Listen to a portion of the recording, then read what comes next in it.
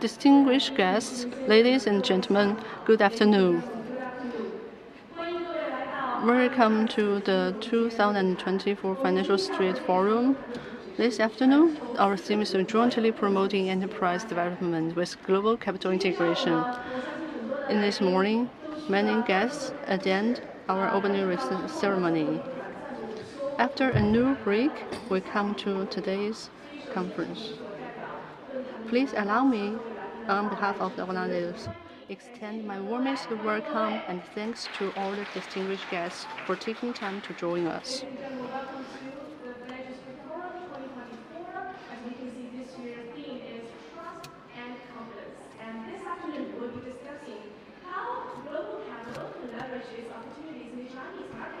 I think that will be a very interesting topic. We have a very impressive lineup of guest speakers who I hope will be creating some sparkles here on the stage with their thoughts. Today, we actually discuss about the trend of global economic integration and the global environmental uncertainties and the challenge to face. But one point is certain: the global integration is deepening. Under these circumstances, Chinese market is attracting the capital market. Capital as a key driver of economic growth. The effective allocation and the deeper integration of capital hold immeasurable value in promoting industrial upgrading, stimulating corporate innovation, and accelerating economic transformation.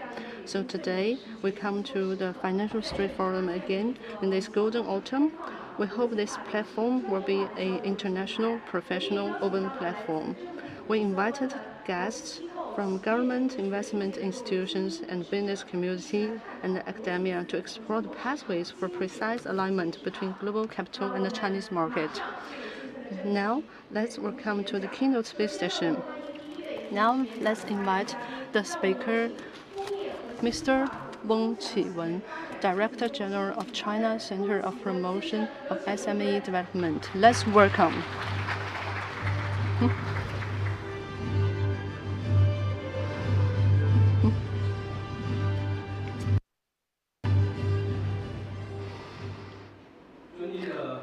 Distinguished guests, friends, good afternoon, everyone. I'm very pleased to be invited to attend today's forum,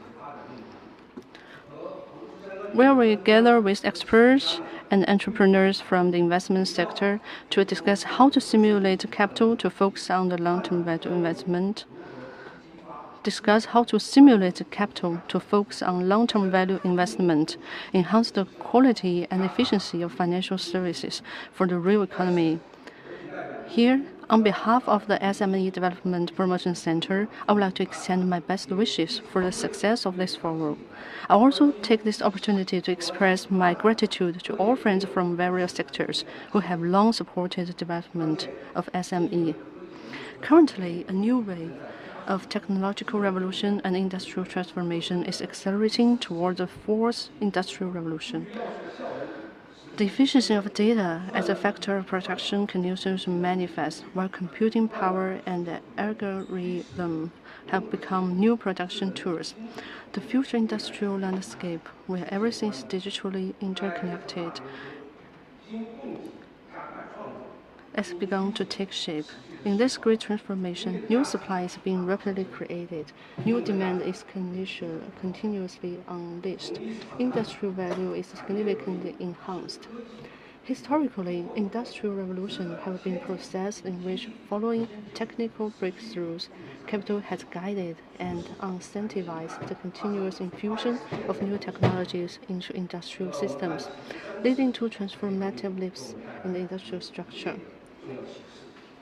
5 key insights of the first 3 industrial revolutions. First, disruptive frontier technologies are the nuclear ignition points of industrial revolutions. Breakthroughs have driven the continuous evolution of industrial organization models from handcrafts to mechanization, automation, and informatization. Industry is the main battleground of industrial revolutions. Industry is the foundation of wealth and the source of all sectors. It is a driving force for all over upgrading and development of all industries. A comprehensive industrial system is China's great advantage in new round of industrial revolutions. It is crucial under this moment. We should prevent the risks wedged in other sectors squeeze the industrial sector, ensuring the integrity and the security of the nation's industrial and supply chains. Third, capital is the accelerator of industrial revolutions. Commercial banks, stock and bond markets, and venture capital were powerful drivers of the first three industrial revolutions. The new round of industrial revolution also requires corresponding financial reforms to match. Fourth, industrial governance capacity is the key point to winning the new round of industrial revolution.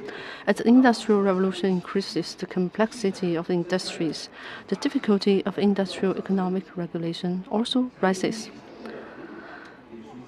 The difficulty of industrial economic regulation also rises. It is essential to leverage new technologies and mechanisms to enhance its capabilities. Fifth, the Industrial Revolution is the rounding point in the reconstruction of the global order. The leading countries in each industrial revolution have risen comprehensively. The new round of industrial revolution presents a historic opportunity for the great rejuvenation of the Chinese nation. General Secretary Xi Jinping pointed out that finance is the lifeblood of the national economy and an essential component of a country's core competitiveness, emphasizing that serving the real economy is the duty and purpose of finance. Industrial revolution began with technological innovation, succeeded through financial innovation, and flourished with industrial innovation. Industry and finance are symbolic and mutually beneficial, with financial innovation powerfully driving the deep integration of technological and industrial innovation. Industries are undergoing transformation, and finance must adapt accordingly. The new round of industrial revolution requires corresponding financial innovation and reform. Only when financial innovation aligns with the path of industrial transformation can it better support the real economy. By guiding capital to uphold a long-term approach, fostering the craftsmanship spirit in financial market, and continuously strengthen the capital that invests early in small enterprises, in long-term projects, and in high technologies. Greater investment come directly toward key areas and crucial links and support the growth of new quality productive forces. As a macro guiding department responsible for promoting the development of SME, the Ministry of Industry and Information Technology consistently implements decisions and the policies. It adheres firmly to the two unwavering principles, placing equal emphasis on both management and services. In 2023, the party leadership of the ministry proposed the construction of a nationwide SME service one network, which clear directives to establish a national SME service. The online One Network, the China SME Service Network, led by the MIIT's SME Development and Promotion Center, was officially launched on July 30. The construction of the One Network represents an innovative initiative by the party leadership group of the ministry.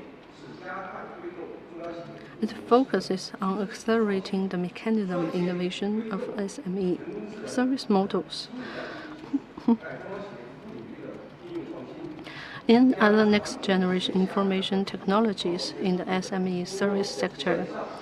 By transforming and upgrading traditional offline services, it facilitates precise matching of supply and demand through online integration, offline execution.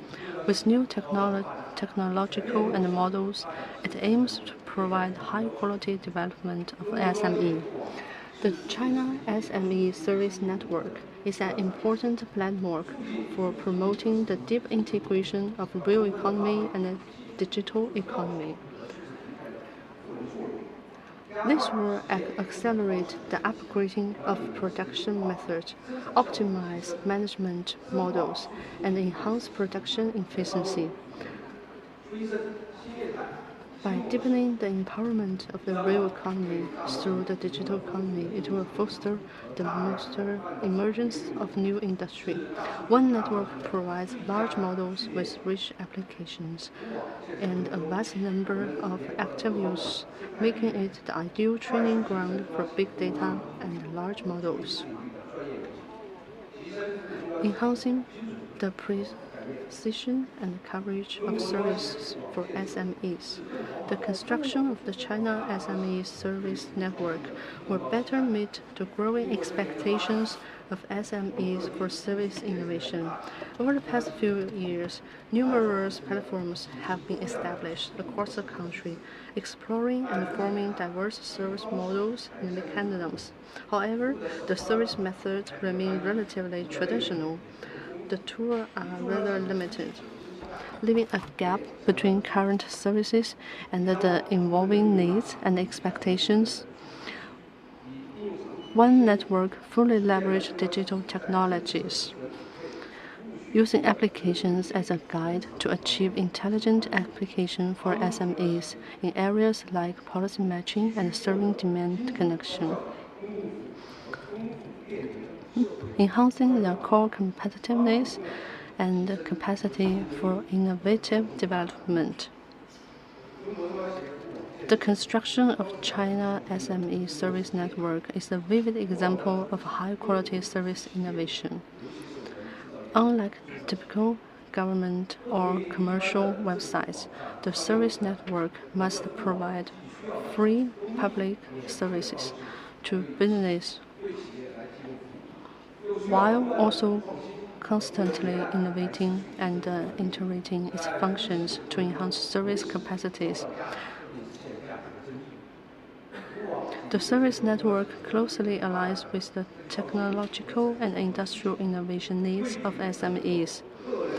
By gathering and integrating various high-quality service resources, it uses policy services as a guide and financial services as a hub.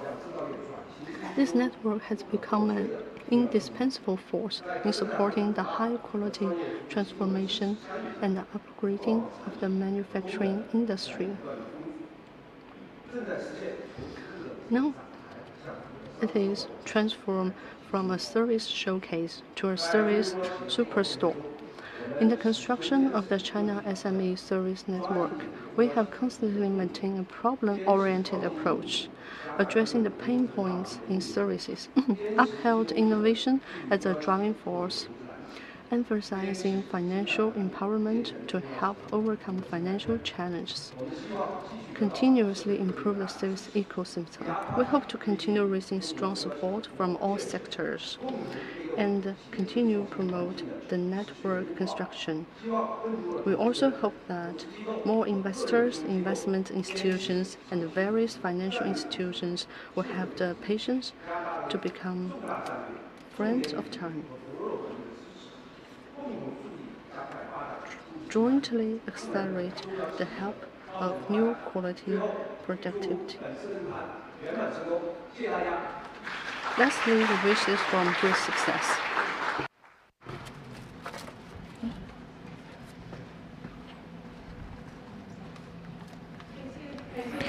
Thank you very much, Mr. Wong.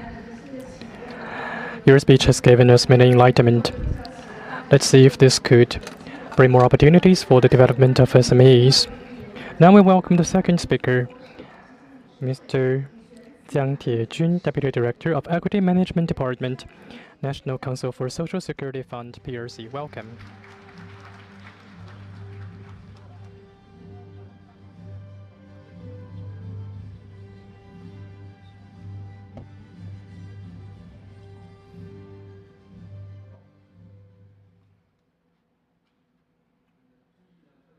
Distinguished guests, good afternoon.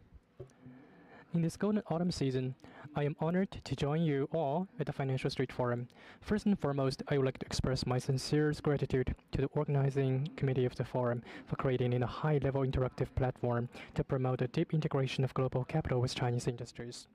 Currently, the global economic landscape is undergoing profound changes. However, China's economy remains resilient and full of potential, with its long-term positive fundamental unchanged.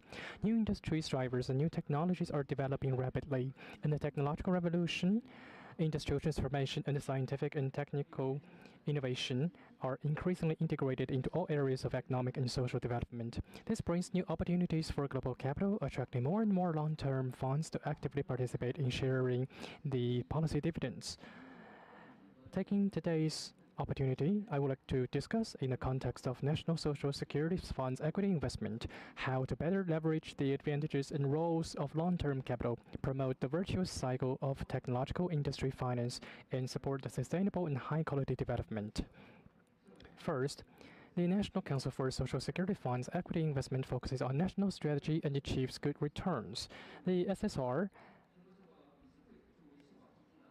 as the investment management and operation institution of the SSR, bears the mission of providing a solid financial guarantee to actively respond to the aging population. We have always adhered to the concepts of long-term investment, value investment, and responsible investment, and faithfully fulfill the main responsibility of ensuring the safety and preservation and appreciation of the fund. The positioning and capital attributes of the Social Security Fund determine that we can span cycles, becoming patient capital that accompanies the growth of enterprises and share the growth and value enhancement dividends of enterprises. Over the 24 years since its establishment, the SSR's annualized rate of return on investment has reached 7.36%, and the scale has achieved leapfrog growth. Equity investment as an important major asset of the Social Security Fund has played a significant role in serving national strategy and continuously creating stable long-term returns. In recent years, we have continuously optimized the equity investment layout and improved quality and efficiency of serving the real economy.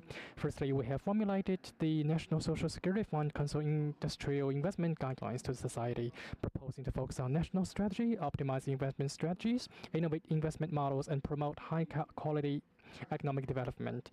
Second, we adhere to maintaining integrity while fostering innovation, enhancing the role of long-term funds and patient capital as a booster for promoting high-quality economic development. Since the 20th National CPC, we have focused on the strategic development proposed by General Secretary Xi to accelerate the realization of high-level self-reliance and strength in science and technology, continuously increasing investment in innovation and entrepreneurship, support the 3 international science and technological innovation centers in Beijing, Yangtze River Delta, and Greater Bay Area.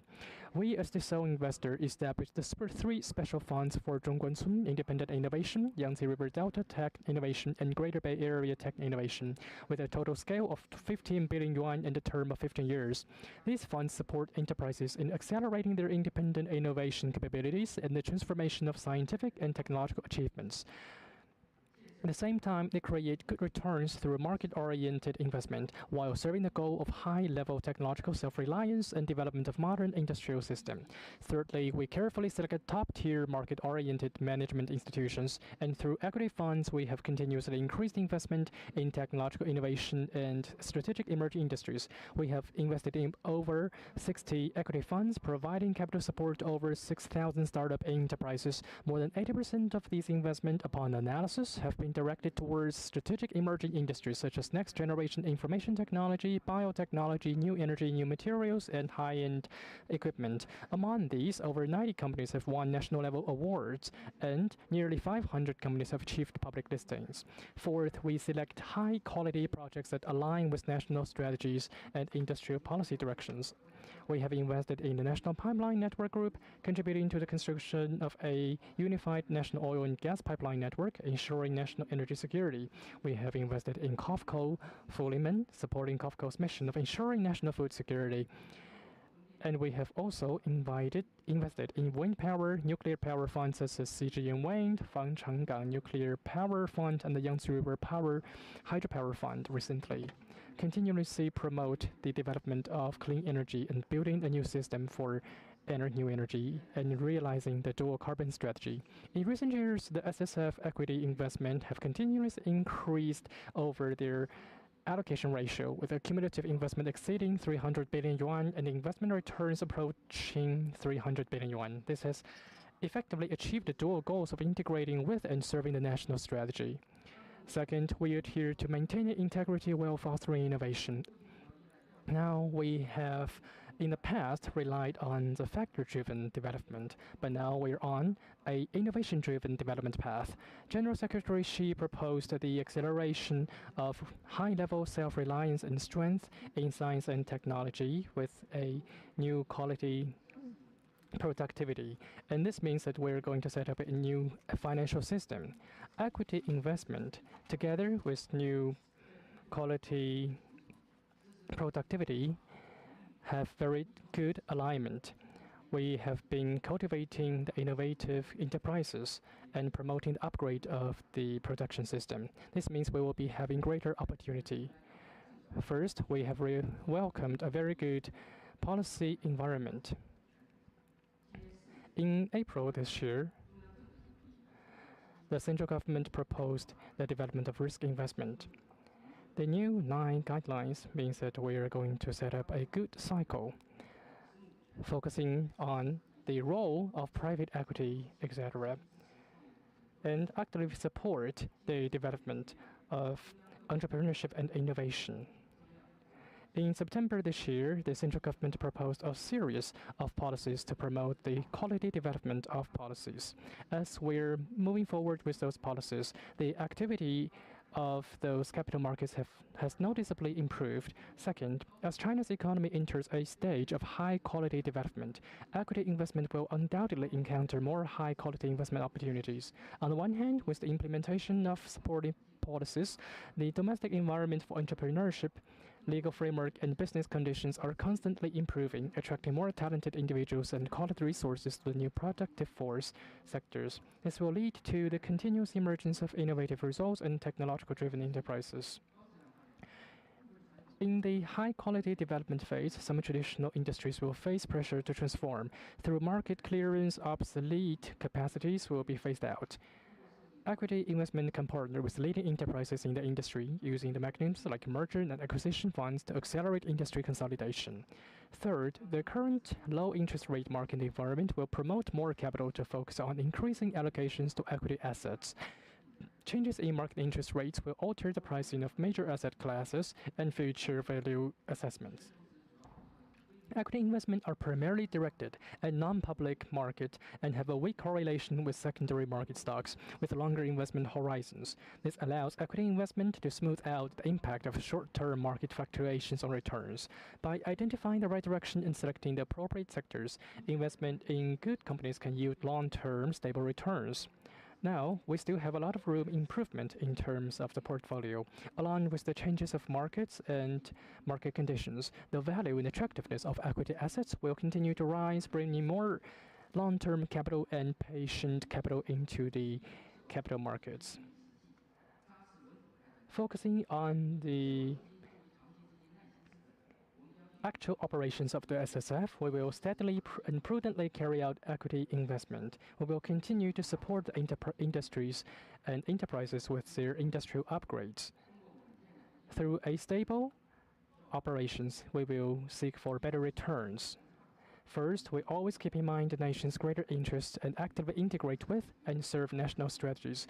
Following the country's 14th five-year plan and the 2035 long-term vision, we will continuously optimize our equity investment strategies and directions to improve the quality and effectiveness of supporting national strategies. Fully identify the opportunities in terms of infrastructure, energy, and transportation. We will select high-quality equity investment projects that align with national development strategies and the characteristics of SSF, ensuring the safety and value preservation of the fund while supporting the implementation of major national strategies.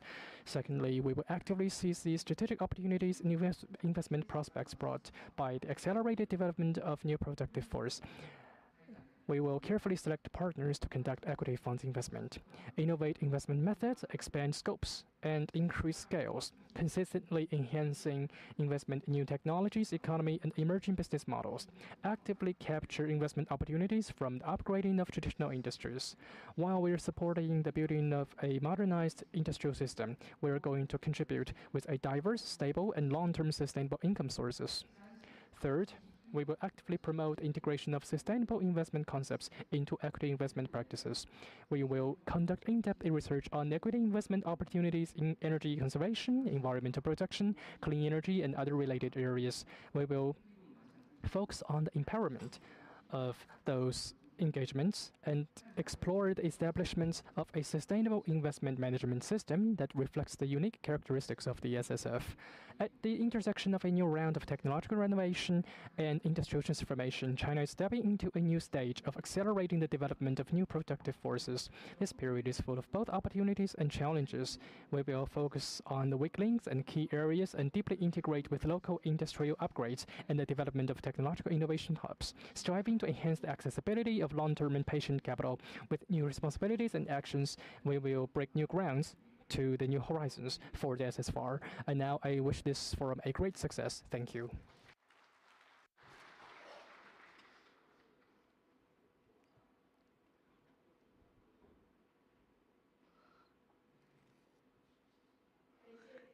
Thank you, Mr. Jiang. Thank you for your wonderful sharing. How to form a investment system with Chinese characteristics. Thank you. Now let's invite Chairman of Beijing State-owned Capital Operation and Management, Mr. Wu Lishun. Let's welcome.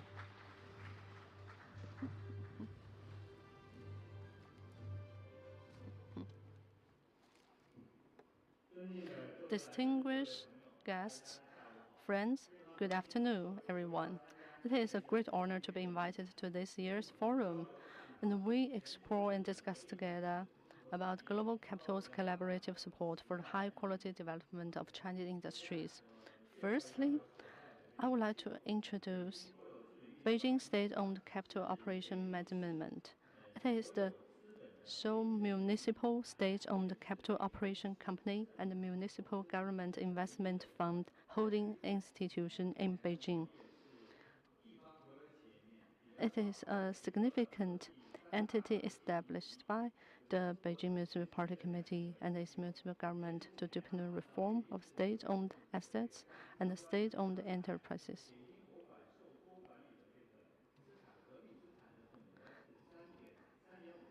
Now, in a market-oriented and professional, as of now, Beijing State-owned Capital Management, entrusted by the Municipal State-owned Assets Supervision and Administration Commission, holds equity stakes and direct investment entities with a combined asset total of approximately 3.5 trillion yuan.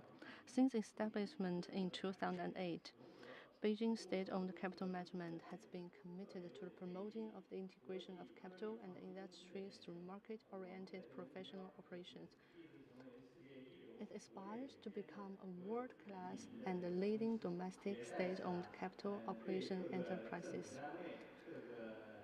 And on this occasion, I'd like to extend my gratitude to your support.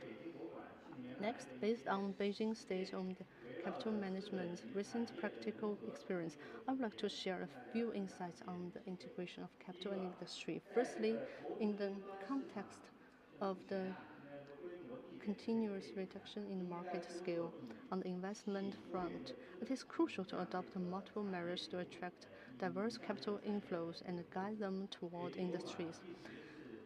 First and foremost, we serve as a bridge to drive international capital towards domestic industries.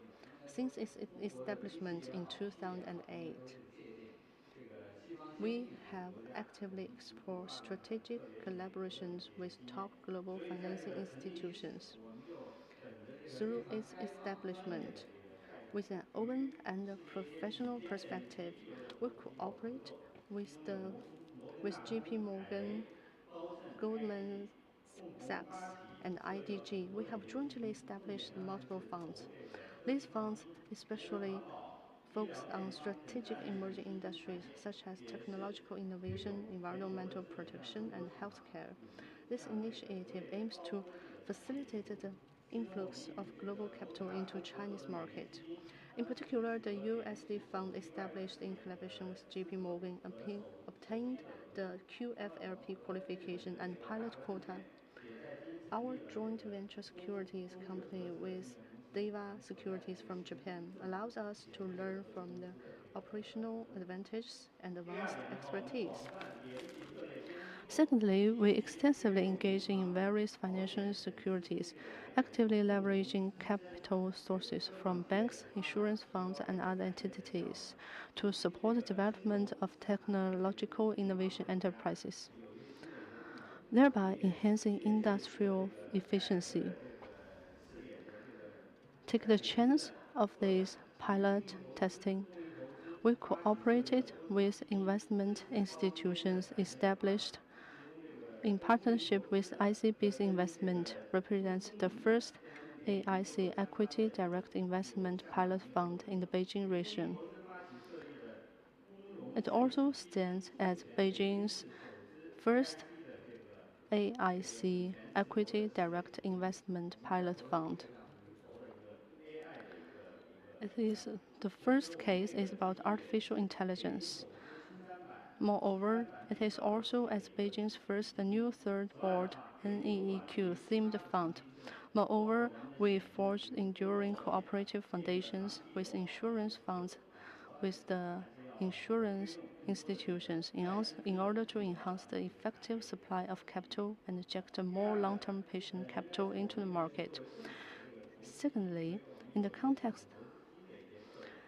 and in the context of a lack of patient and long-term capital in the market, it is essential to leverage the advantages of state-owned capital operation companies in bridging the gap between the government and the market. This approach promotes the active integration of capital and industry and optimizes the functional role of finance capital.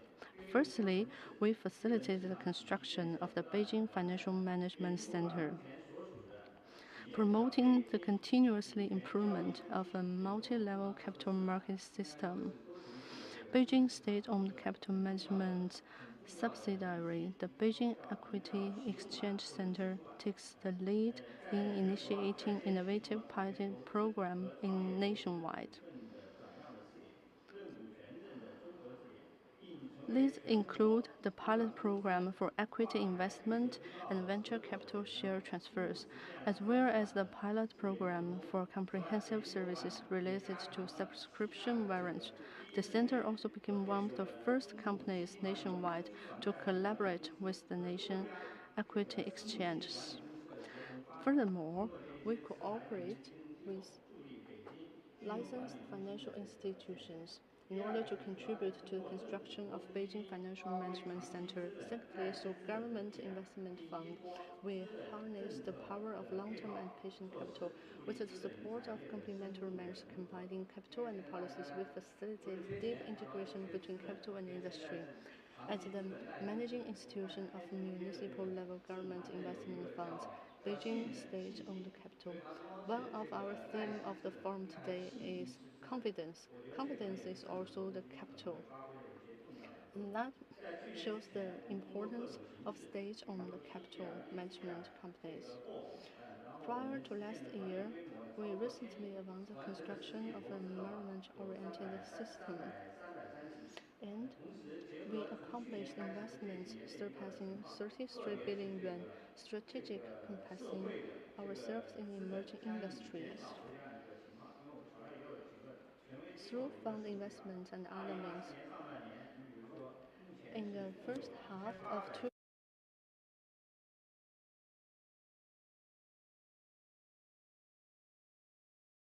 A decrease of approximately 49%, the total fundraising amount to over 620 billion yuan also witnessed a decline of around 22%. Under such circumstances, the Beijing municipal government has made some innovation and efforts about capital and financial innovation. In light of factors such as difficulties in institutional financing, a single investment exchange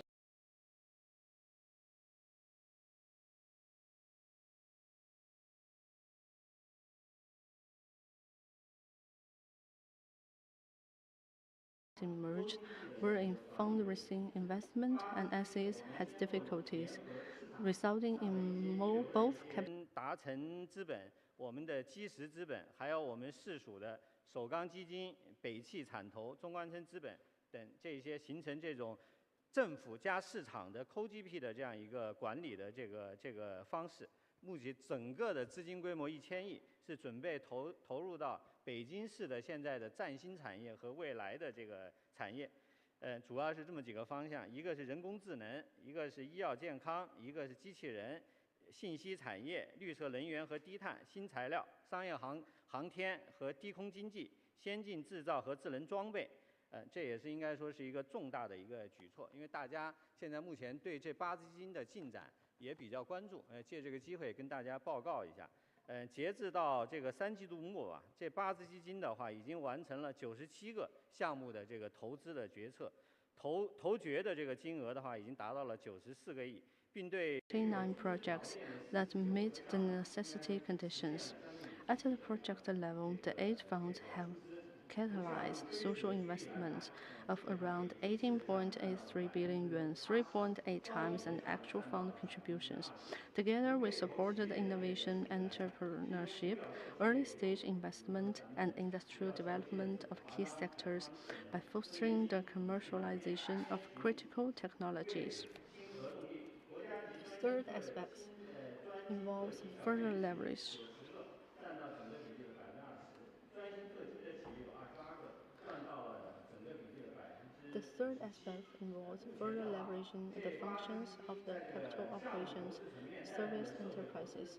Beijing state-owned capital management proximately promotes the listing of several companies, such as CITIC Construction Investment, CI Pharmaceutical, and Jianggong Xiaofu, while participating in establishment. The third aspect involves further leverage of the functions of capital operations service enterprises. Beijing state-owned capital management promotes the listing of several companies, such as CITIC Construction, Jianggong Xunfu, while participating in the establishment of AVIC Industrial Investment Holding Group. We also initiated the formation of Shouwenke Group and advanced significant asset reconstruction in Beijing's urban area. Through these efforts, we optimized the layout of state-owned capital, resolved major financial risks. Thirdly,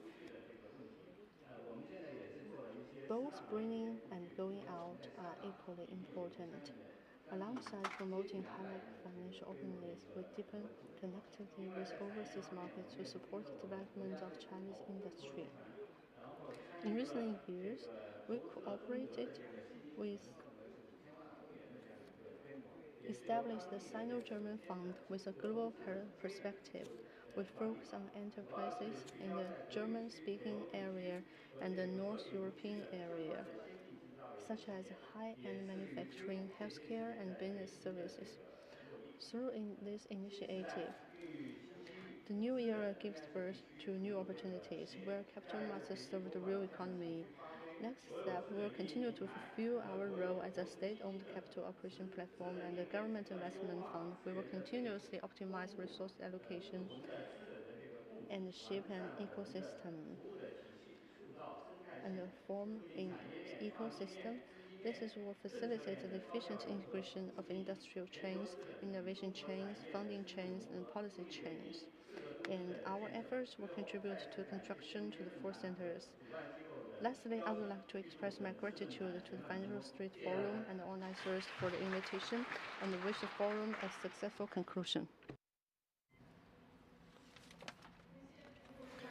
Thank you very much, Mr. Wu. Just now, he mentioned that in addition to patient capital, we also need confidence capital. For them, where does their confidence lies?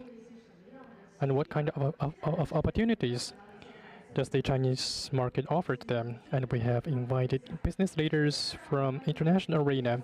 And now we give the floor to Mr. Jack Perry, Chairman of the 48 Group, CEO of London Export Corporation.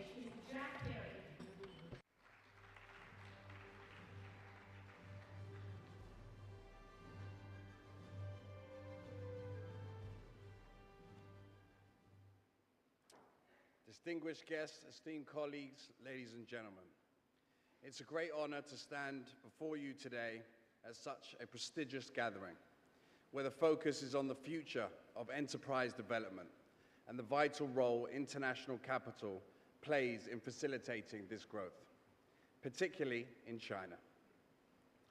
As the world becomes more interconnected, the necessity of mutual reliance between global investors and Chinese enterprises has never been clearer.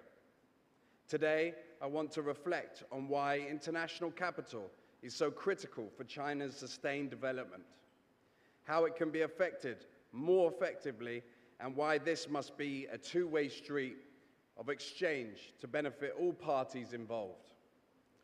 China's transformation, especially over the last few decades, has captivated the world, but this story of growth, innovation, and prosperity has always been about mutual benefit. My own family's involvement in this great story began over 70 years ago, when my grandfather, Jack Perry Sr., led the now famous icebreaker mission in China in 1953. It was a time of great uncertainty, with the world divided. But that mission paved the way for something much greater than politics. It created the foundation for what is now one of the most robust trade relationships between China and the West.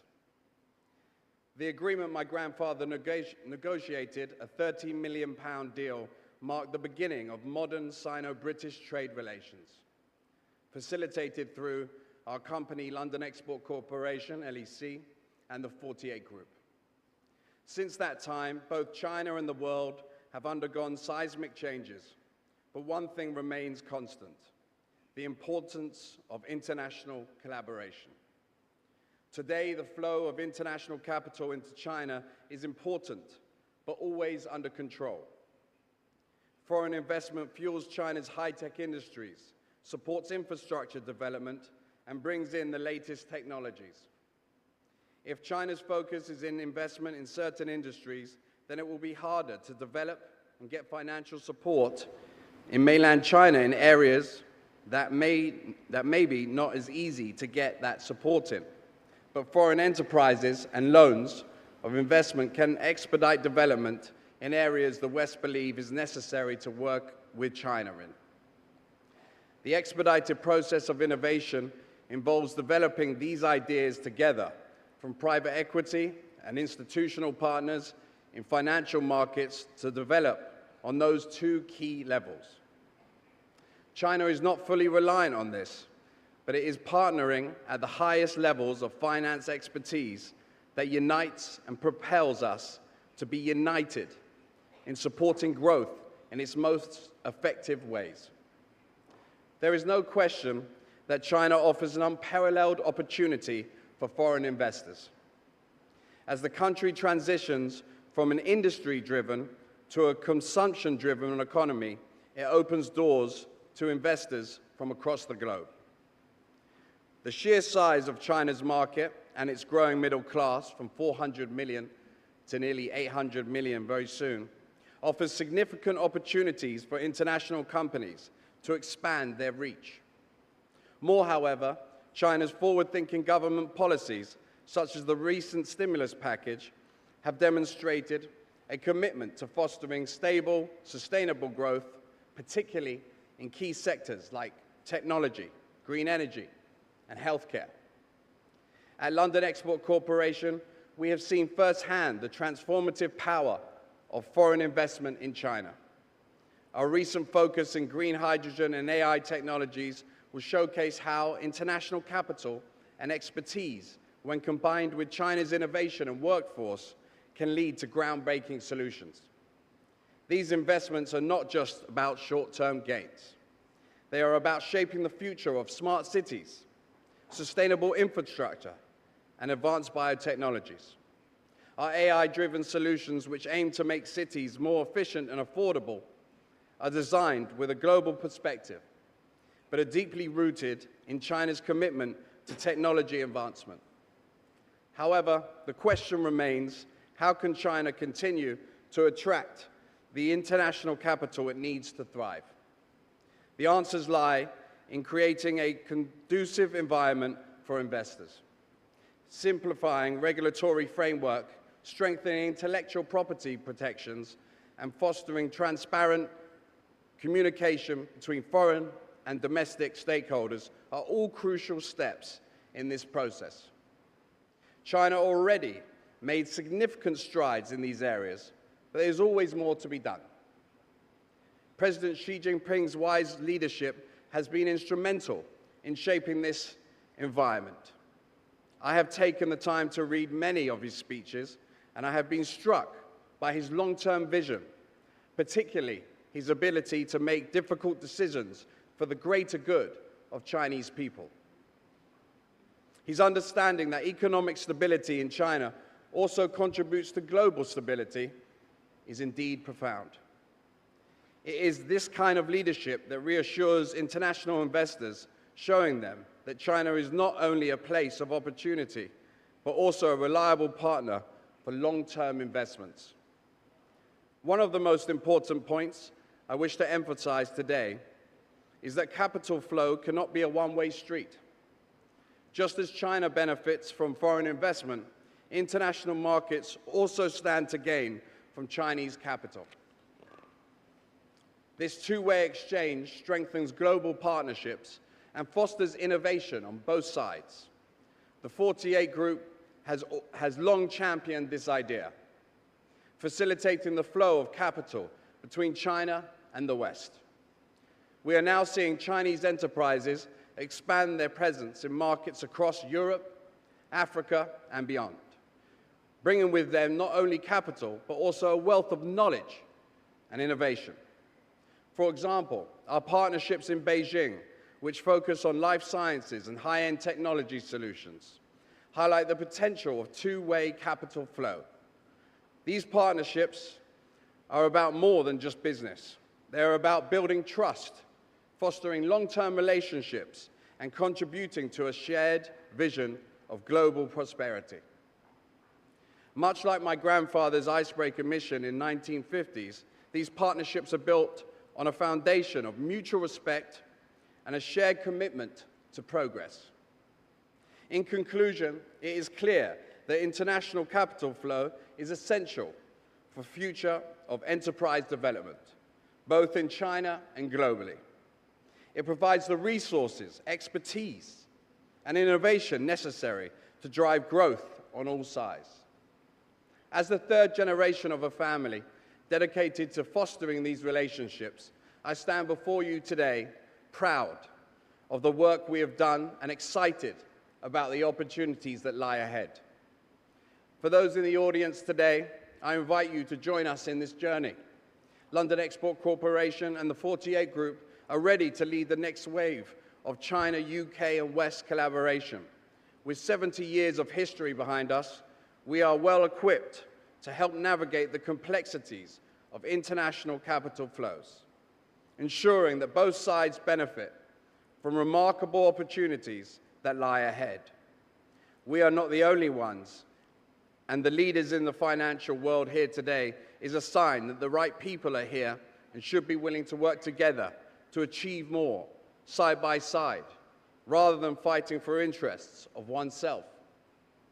Together we can build on the legacy of those who came before us, breaking new ground and pushing the boundaries of what is possible for a future defined by innovation, collaboration, and shared prosperity. Through generations and handing the baton from great minds and proven achievements to new thoughts and visions that keep us on the road of progress and action. Thank you very much.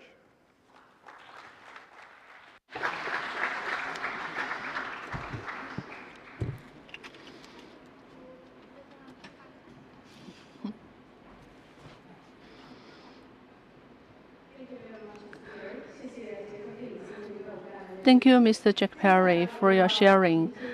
Now let's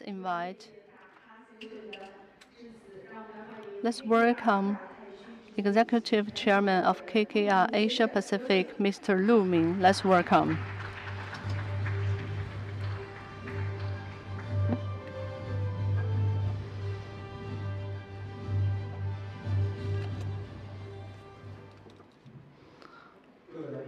Distinguished guests, good afternoon. I'm very delighted to be invited to this year's forum. I'd like to share about KKR's experience and practices in alternative investments. I hope my sharing would offer some delightful thoughts. My theme is approach alternative investments with an entrepreneurial mindset. The keyword is alternative investments and entrepreneurial. 48 years before, KKR was established in 1976, emerged as one of the world's most important investment firms, and an important architect and regulatory within the private equity and acquisition industry. We focus on enhance the enterprise's value in order to get great returns. How could we enhance the confidence of investors and entrepreneurs? In my opinion, we should focus on long-term investment with the mindset of entrepreneurial. We should update ourselves to the new opportunities in the markets and adjust our models of investment to achieve better results. For the 48 years, the environment of market changes. We have many new opportunities. During the process, KKR updated itself. We developed from an equity investment to a platform-based and diversified multi-asset business model. We have a large scale with different kinds of investment of assets. Although we continue our innovation and upgrade our investment models has become a key factor of KKR. We also have our principles of investment. Now I will introduce our fundamental principles. Now, the processing long-term patient capital that can endure market cycles is our focus. The most important thing is to embracing a long-term mindset. Today's existence does not guarantee tomorrow's reasonableness. We should manage uncertainty by continuously upgrading significant margin of safety. So today's existence does not mean the reasonableness of tomorrow. And embracing contrary factor, we should overcome herd mentality and seeking opportunities in adversity. In the risks we invested, we get a great returns. From my opinion, as a long-term investor, we should actively investing, acquiring governance rights, and actively participating in empowered services. We would mention this point later as well.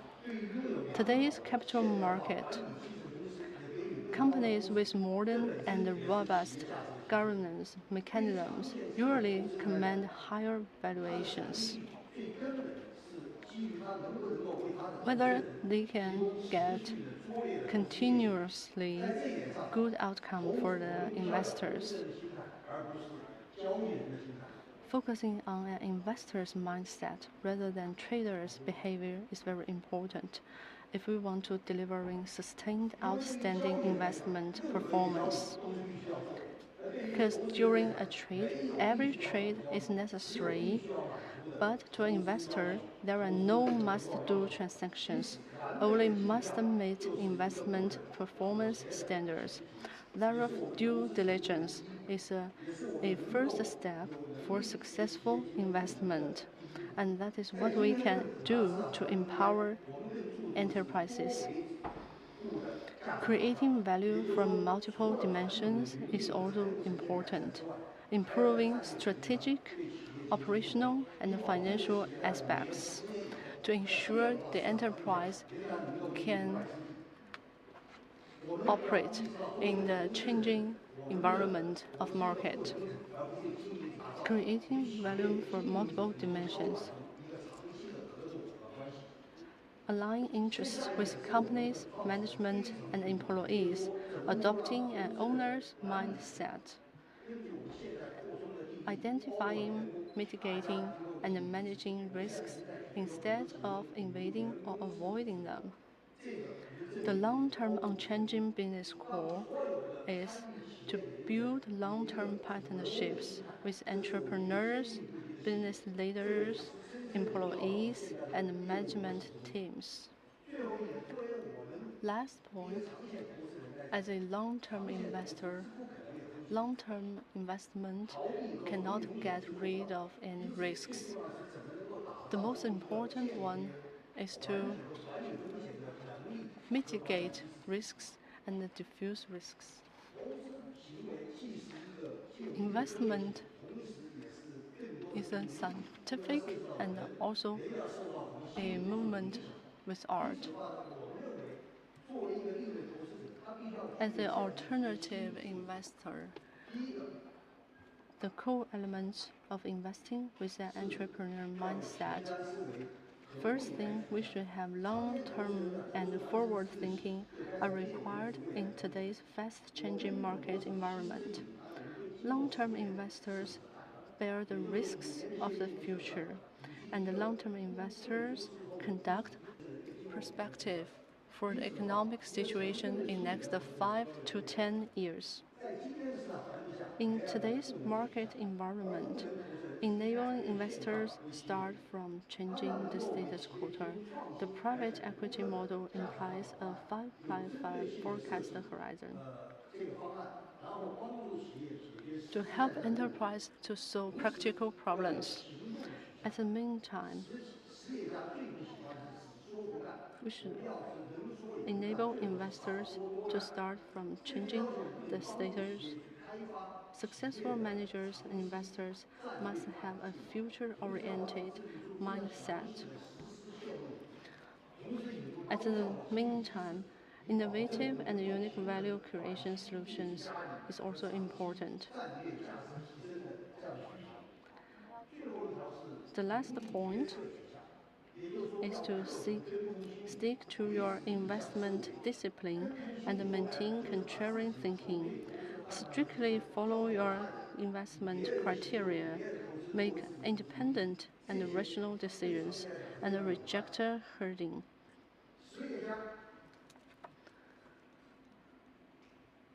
Entrepreneurs should based on the practical spirit and focus on the practical moments of their own. By that, we seek to improve the value of the enterprises with the practical spirit. This is KKR Asian Fund's relative value creation contribution breakdown by MSCI Asia Index. You can see from the picture, most of the important returns is from the enterprises, especially value creation for businesses. And about new circumstances call for new ideas and strategies. The private equity industry's path is changing to replicate. Historically, the main source of returns have been growth in valuation multiples, empowering enterprises through cost and profit enhancement, and also abundant liquidity and a relaxed private equity financing market. But now we believe the industry dynamics are undergoing a transformation. The new primary sources of returns include empowering enterprises to enhance their operations. Under such circumstances, the most important source of return is about ourselves to enhance the value of the enterprise. In this stage, KKR have our unique model of business. While Asia's private equity business continue to grow, we further strengthening our unique business model. We have analyzed and the empowering team consists of seasoned business operators and industry experts, providing deep industry experience and insights. Make the combination of our experience of global industry through comprehensively strategic coverage such as digital transformation, green transformation, and subsequent mergers and acquisitions. The empowering strategy is refined to achieve diversification in terms of business, geography, and customer base, and accurate improve their management. Our model of business needs a practical post-investment management team to focus on creating enterprise value. KKR, established in 2000, aimed to facilitate the operational transformation, thereby creating added value for KKR's investors. Comprising 31 Asian capstone members with extensive industry experience and top-tier consulting background, the team is action-oriented, providing full-time services to portfolio companies. In addition, a senior advisory team consisting of dozens of former CEOs of multinational corporations and industry leaders from around the globe has been engaged to collaborate with Capstone in delivering comprehensive operating management support. To make a summary, the essential is an entrepreneurial mindset. First, to create and enhance corporate value with a magmatic spirit, seeking long-term sustainable value growth for the enterprise. Design and implement comprehensive empowerment plans to the specific circumstances to the enterprise.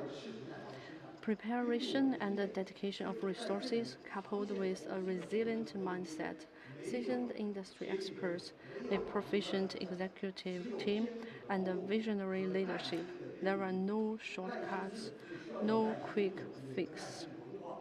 The foresight and strategic vision of investors, entrepreneurs, and executives should daring to innovate rather than merely following convention, remaining vigilant in times of security rather than indulging in yesterday's success, striking a balance between audacious ideas and professionally sound, compliant operations. Triumph without arrogance, defeat without despondency. Success and failure are the twin brothers that long-term investors can evade. Lastly, I wish a great success of today's forum. Thank you. Thank you very much, Mr. Liu, for sharing with us your experience in investment and management of KKR. And now we give the floor to Shane Tejarati, Vice Chairman of Prognosis Global.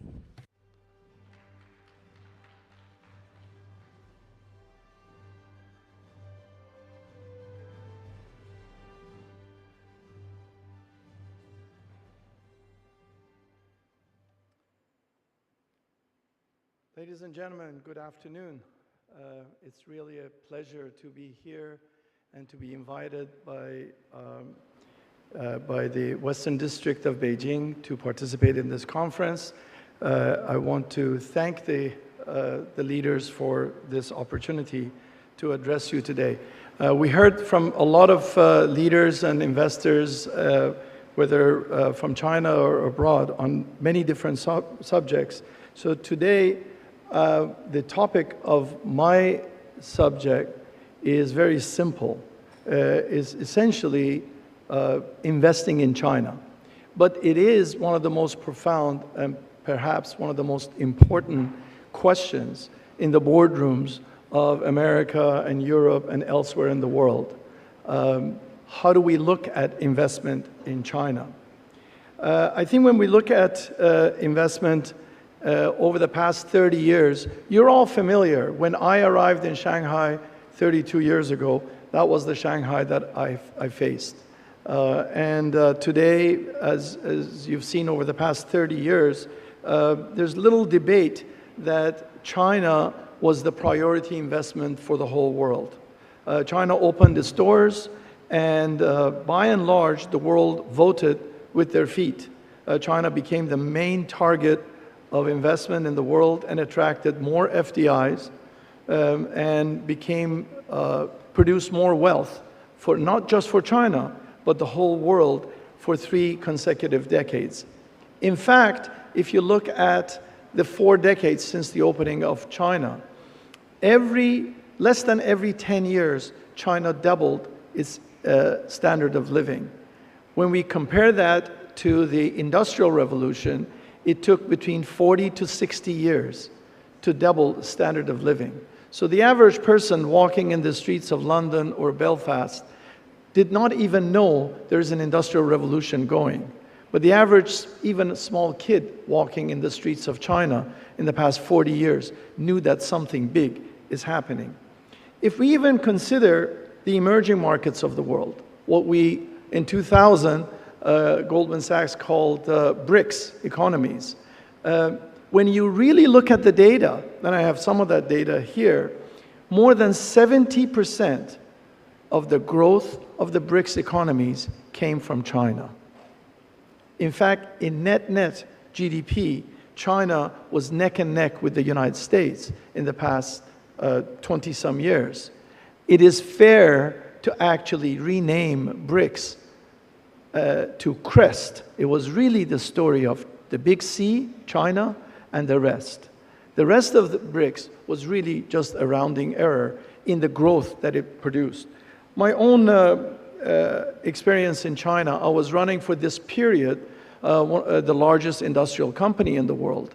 And in that period, we drove nearly 70% of our growth from the high growth regions of the world, but the majority of that came from China. We grew our market cap for our investors from 20 billion to 120 billion, and more than 35% of that came from China. And the beneficiaries of those were investors largely in America. So the story of China's growth was truly the story of the world's growth. The benefit of that came in the form of price stabilization, in the form of inflation reduction, and in the form of tremendous return for investors everywhere in the world. Today, of course, we know, and I don't have to reiterate, that China is in different crossroads. We have challenges in China's economy, including geopolitical challenges that was mentioned this morning, the real estate situation, the significant shrinkage in foreign direct investment, local investor confidence, and of course, we see a slower rate of recovery in consumption, although some early indications show that that consumption recovery may be coming. Much has been said about every one of these challenges, and we're well aware of these.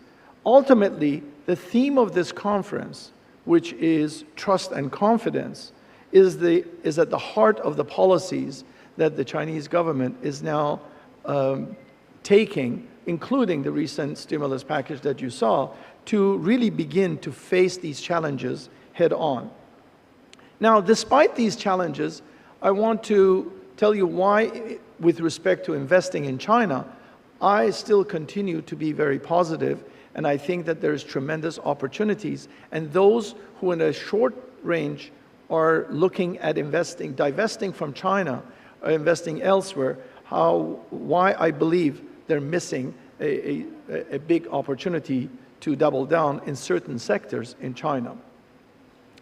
I wish to point out to a few examples, which gives me confidence. If we consider, for example, the global supply chain, though China is still the world's manufacturing powerhouse and has built an impressive infrastructure with complete industrial supply chain, highly skilled workers, extensive supply system, and growing domestic market, if we just do a side-by-side comparison, on the other hand, China's availability of warehouses, for example, for effective supply chain management is a fraction of the similar regions in Europe and US.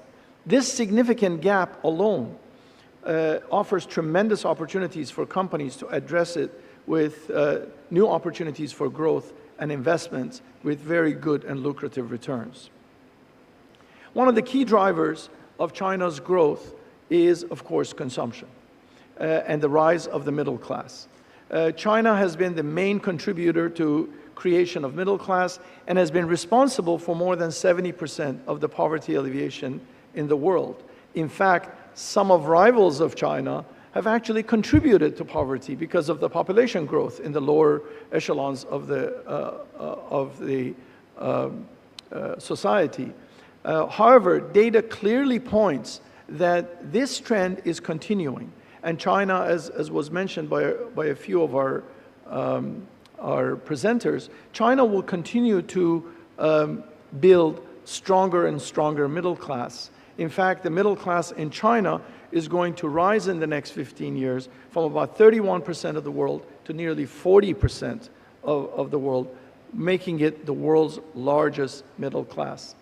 In fact, China has multi-layers of middle class. It has a lower middle class, emerging middle class, and it also has an upper middle class, which is roughly going to be about 400 million people in about 10 years' time.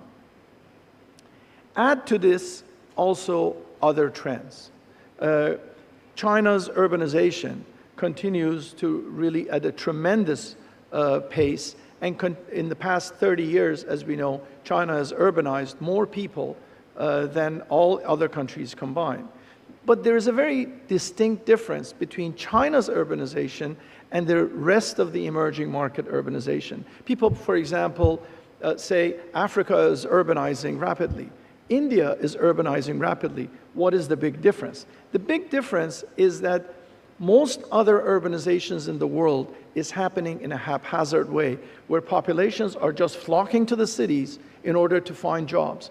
In most cases, standard of living actually decreases in these places because the infrastructure in these cities are not able to keep up with it. All you have to do is go to places like Nigeria, go to places like the second or third tier cities in India, and see that China's approach to urbanization has always been one of central planning, as systematic, and has been very unique in terms of building the infrastructure before the urban population goes in there. Initially started with the hukou system, but this shows that the systematic approach to urban planning, systematic approach to development of the urban population has really boded well for China's growth. Similar thing we can find in China's e-commerce development. In fact, China's e-commerce infrastructure is a trailblazer in the world and is a model which few other major economies have been able to actually replicate. Now, all of these give me tremendous confidence as a leader in global logistics infrastructure and real estate. Prologis has tremendous opportunities, and I want to just share with you what I believe those opportunities are. Prologis is a global company, the world's largest real estate, logistics real estate company. We have operations across the world in almost every geography in the world. We have more than 1.2 billion square feet in all continents, in more than 20 countries, nearly 6,000 buildings. Our market cap is about $130 billion. We're the world's largest REIT, and we have nearly $200 billion under management, in asset under management.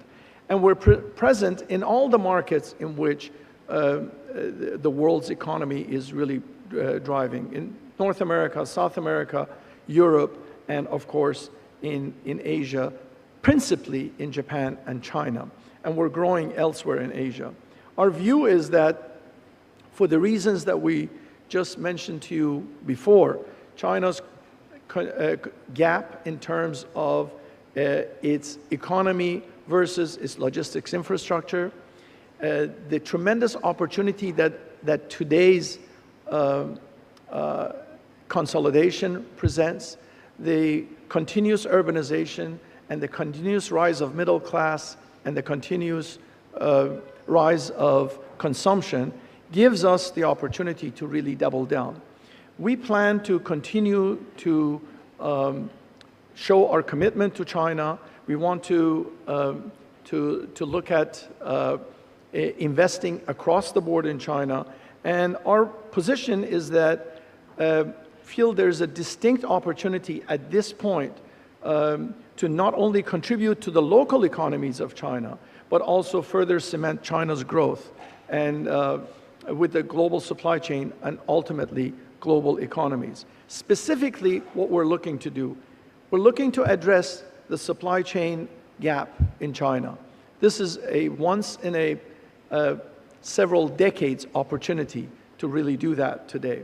We're looking to serve both domestic consumption growth and export growth. In the short term, these are challenged, but I believe in the medium to long term, this is still a tremendous opportunity for us. We want to invest new capital, but also partner with new sources of capital in China. And we want to partner with Chinese companies going global. Some of our best clients, such as BYD, such as Shein, CATL, and Longji, they're going global, and they want to work with companies like us who can serve them in China, serve them in Europe, serve them in Latin America and North America. And we want to continue to be a conduit for multinational companies. They will continue to come back to China, I have no doubt. Finally, I want to leave you with one thought. Many people ask a very clear question. Where is the next China? 下一个中国是在哪里？这是最重要的一个问题。This is the most important question. The answer is simple. 我觉得很清楚。I think it's very clear that we have the answer to this question. The next China is China. Thank you.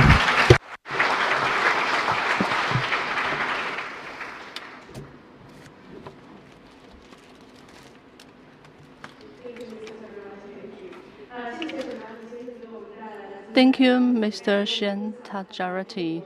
He shared with us his practice and experience in working China about how enterprise could gain investment from capital market. Now let's invite the last speaker in this session, Chairman of Hopu Investments, Mr. Fang Fenglei. Let's welcome.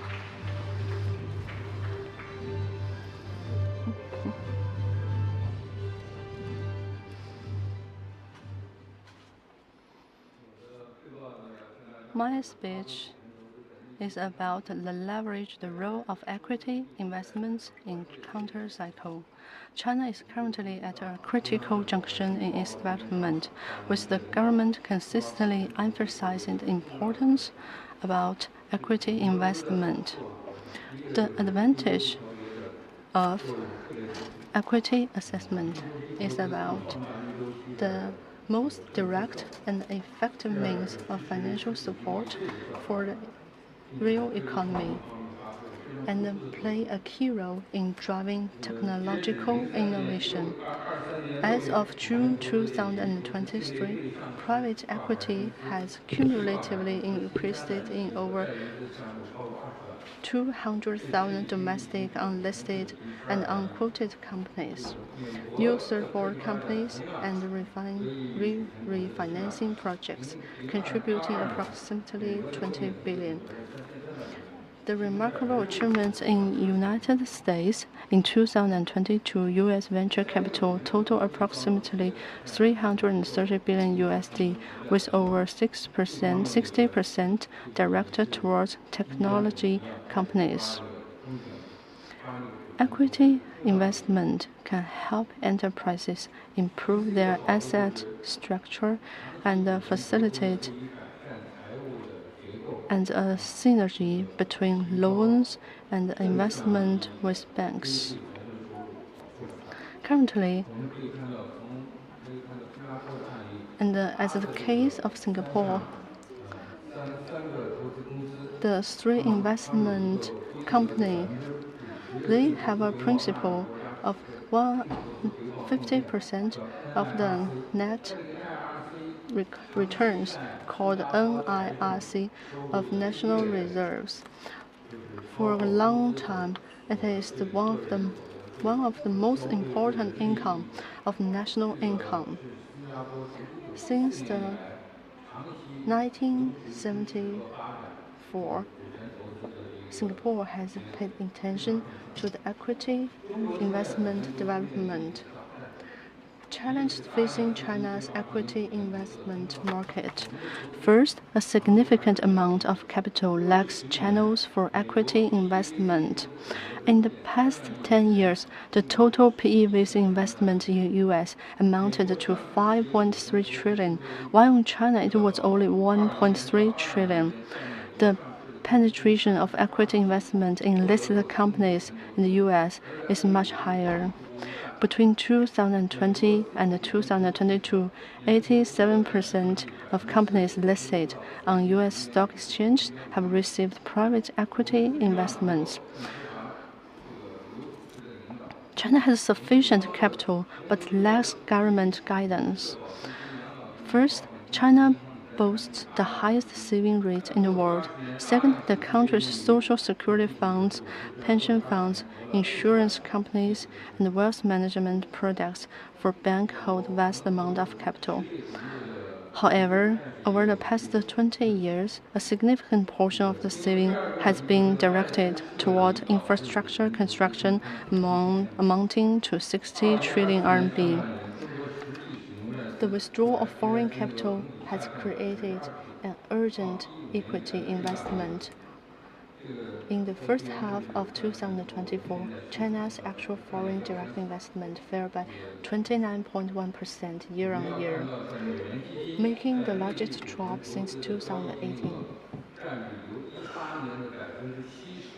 From the 2018 to 14%, fell from 70% in 2018 to 14% in the first quarter of 2024. US dollar equity investments were once a significant component of FDR. Currently, RMB funds play a crucial role in China's equity investment market. In 2023, the total fundraising amount of RMB private equity fund reached 1.7 trillion RMB, accounting for 94% of the total equity investment market fundraising. Government institutions, mainly local guidance funds, are the largest contributors, with their contributions making up 61% of the total. However, due to the policy-driven nature of local government investments, there are inherent limitations, such as the pro-cyclical issue. Recommendations for the current situation. First, we should, in response to the challenge faced by the China's equity investment market, the government should realize the financial risk of conducting equity investment. There is at least 30% of problem or bad assets in Chinese market. Secondly, in 2006, the NPC have published a law regarding the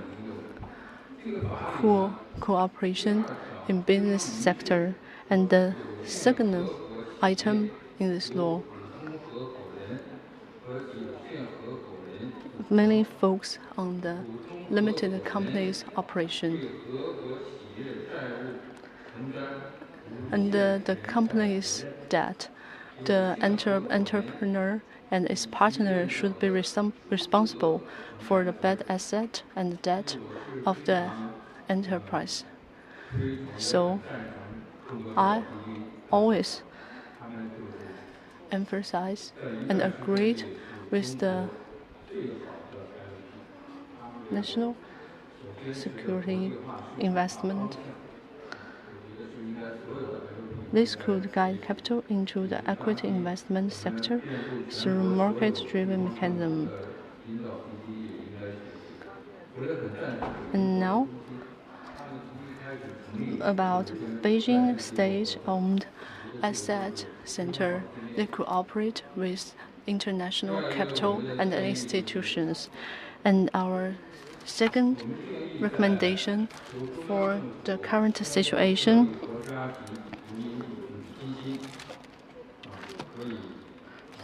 we can set a fund of funds both domestically and abroad. This could guide the capital into the equity assessment sector through market-driven mechanism. Not only could this play a counter-cyclical role under the current economic condition, but it would also optimize and enhance investment returns to the great extent possible. And it can also diffuse the risks of local government's investment. We have conducted investigations about some local funds and developed into the problems of local government bonds. And about the governments and the management, we have many ways to we can conduct a competitive governance and management. Thank you, everyone.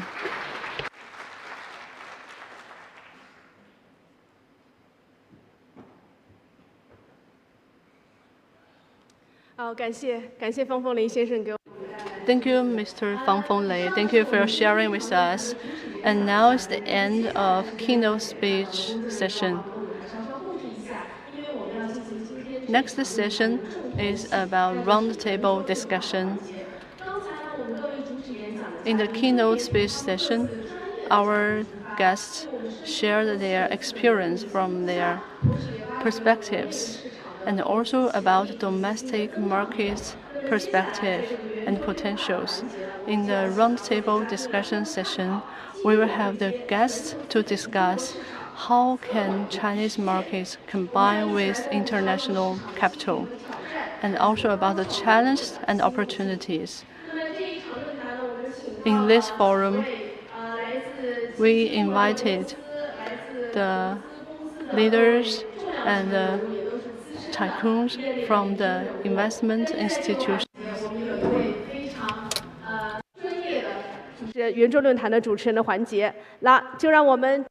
But we have a very professional moderator. Now we will be inviting Sean Fan, Chairman of Global Goldman Sachs Securities, to moderate this conference. 谢谢主持人。大家好，我是来自高盛中国的范。Hello, I'm Sean Fan from Goldman Sachs China. Thank you very much for your invitation for inviting me to moderate his roundtable discussion. As a workman for finance, I'm now at a critical history in the industry of finance because there is a global slowdown and there's a lowering trend. There's a trend for lowering the interest rate, and we're also feeling the impact of geopolitics as well as the restructuring of supply chain. This has all put a dent over the global market situation as well as the landscape. Under such complex international situation, China's government is adjusting its policies. You can see we have rolled out a series of policies to facilitate the opening up of the market and stabilization of growth. We have invited many important names to come to today's roundtable who holds strong position in terms of the global future. But how could we connect the global capital with Chinese market? We would very much like to hear from the insights from the guest speakers from famous institutions home and abroad. And now here are the guests. They are Jonathan Zhu Jia, partner and co-head of Bain Capital Asia Private Equity; Zhou Lang, co-head of Warburg Pincus LLC China; Mr. Fan Dongming Thomas, head of China Global Market UBS; Shen Yi, managing director of China Reform Fund Management Corporation; Mi Peng, director of S1 Group and general manager of S1 Computing Technology.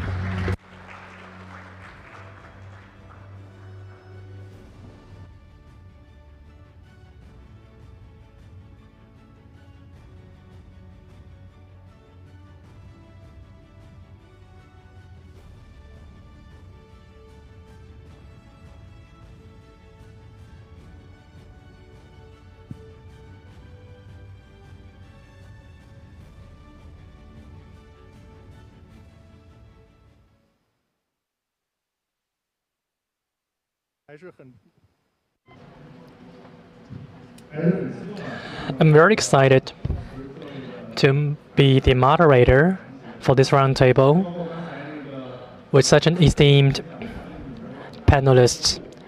We say there are my former bosses, my former clients, so I see we have friends, old and new, joining us here today. We can see that we have guests from first-tier market, second-tier market, as well as guests from the industry. So we can see we are very well represented today. So we hope that we could contribute to the topic that in the ever-changing global landscape and in the midst of the upgrading of China's industry, how are we going to evaluate on the opportunities and challenges for the future? And how could we connect the global capital market with Chinese market? Of course, we can start with the global economic and market landscape. So let's go to Jonathan Zhu Jia and Zhou Lang from Warburg Pincus. Under the overall economic situation as well as the adjustment of monetary policy, what kind of trends have emerged in the global capital flow, and how did you make your layout? And what is your reading over Chinese market, please? Thank you very much, Mr. Fan. I think that when it comes to the flow of capital, there are many complex factors.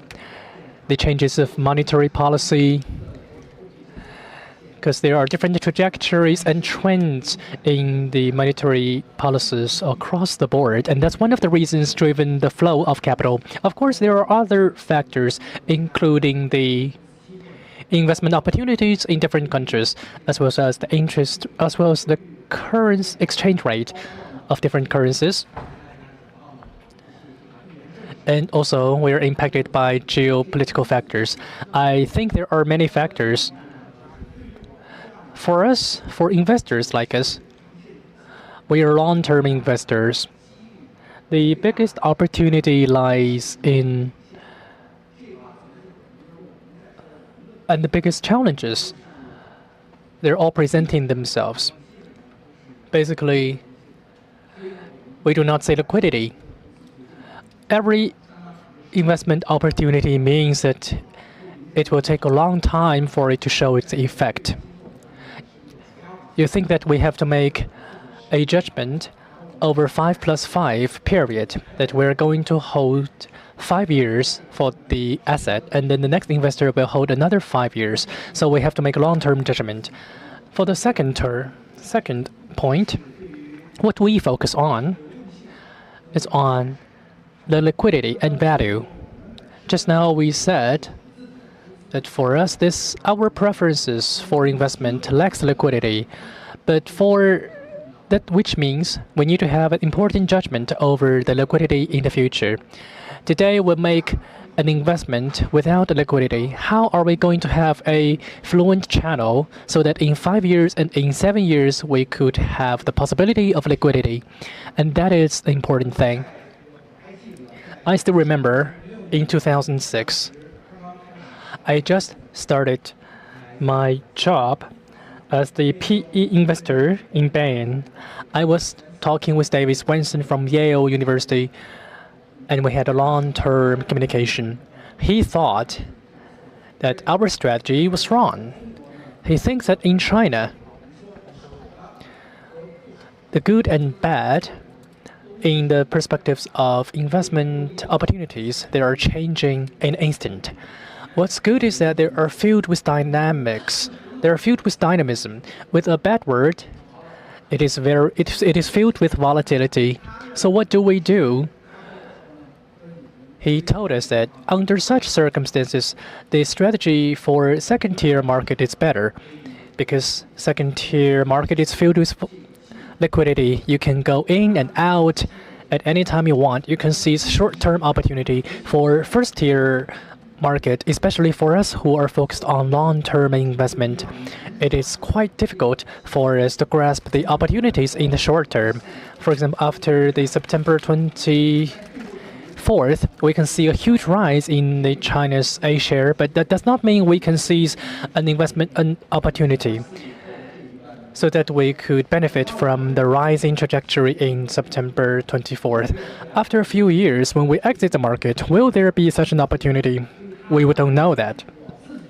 So they think that, personally, I think that I hold different opinions with him. I told him that the reason why I hold different opinion is that even though we do have the drawback of lack of liquidity, illiquidity, the advantage point is that we can change the company. While we're holding the shares, we would be able to find opportunities of growth for the company and settle the problems in the course of development. We could change the company to yield value. But regardless, I think that ultimately there's a fundamental proposition. That is, we need to understand the expectation over stability for our investment. Myself, I had a lot of talks with other investors. So let's see, the impact of exchange rate and interest rate are all impacting short term. For long-term investors, we look at investment opportunities in the long run, or whether we would be able to have a judgment over the long-term situation. Thank you. Just now you mentioned patient capital, liquidity, as well as the creation of value for enterprises, as well as the reliance over macro situation. I don't know if Mr. Zhang had any thoughts over these topics. Thank you, Mr. Fan. To respond to your first question, Mr. Moderator, just now Mr. Lu mentioned that when KKR was founded, for a few decades it created the environment for investment in the first-tier market. Let's go back to the first question of the moderator. I'd like to respond that in the past few decades, in this growth and succeeding period of the first-tier market, we're surviving in a low interest rate environment. In the face of high interest rate environment, for everybody, this is actually something new. which means the long-term impact over first-tier market needs time to manifest themselves. In recent days, we're seeing that the Fed is releasing a signal to enter into the channel for lowering the interest rate, but still we're at a historical high. Even though we say that in the next 6 to 12 months we would see further lowering of interest rate, but so much can happen in between, so we're still on the fence. Personally, I would say that from the perspective of impact on the first-tier market, I have to say that if we're going to lower the interest rate, then we're going to have some changes in the following aspects. First, in terms of financing, in terms of the abundance of liquidity, as well as the lowering of the capital cost, which means for us, for the financing of alternative asset, this would be a good thing. In terms of investing, the overseas first-tier markets liquidity very much comes from the transaction among institutions as well as mergers.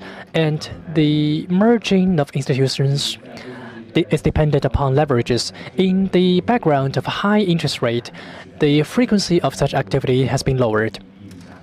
If the interest rate is beaten down, then we would see improvement in that regard. And the last part is about the exit mechanism. We see the second-tier market in the US is under a lot of stress, so we hope that under such circumstances we would see some improvement. Just now you mentioned that you mentioned about patient capital. Later we're going to cover that. I think it is actually an interactive topic. Patient capital not only depends upon the capital themselves, but also dependent upon the market environment and status quo. So we say this is actually a systematic project. Sometimes we have to be patient because we don't have any choice. Indeed, you're right. Okay, thank you. Okay, thank you, Mr. Zhao. We hear about the primary market situations, and we now come to the domestic perspective. Now we invited the guests to talk about reshaping of global economic and trade relations as domestic investment institutions. What's the impact of the change of global economic on our targets and strategies? Thank you.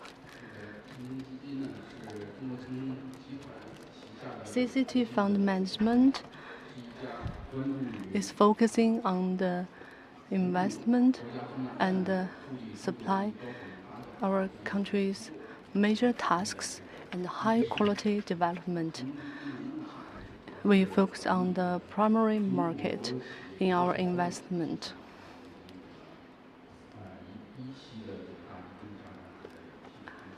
At the first stage, big scale of investment fund, and we also take part in the third stage of our national construction.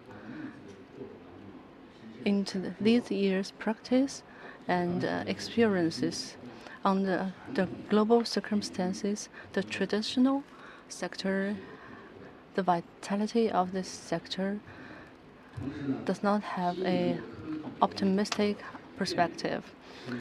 The new round of industrial revolution and global trading and financial development is experiencing a big changing. Our strategic and our themes of investment has witnessed some adjustment.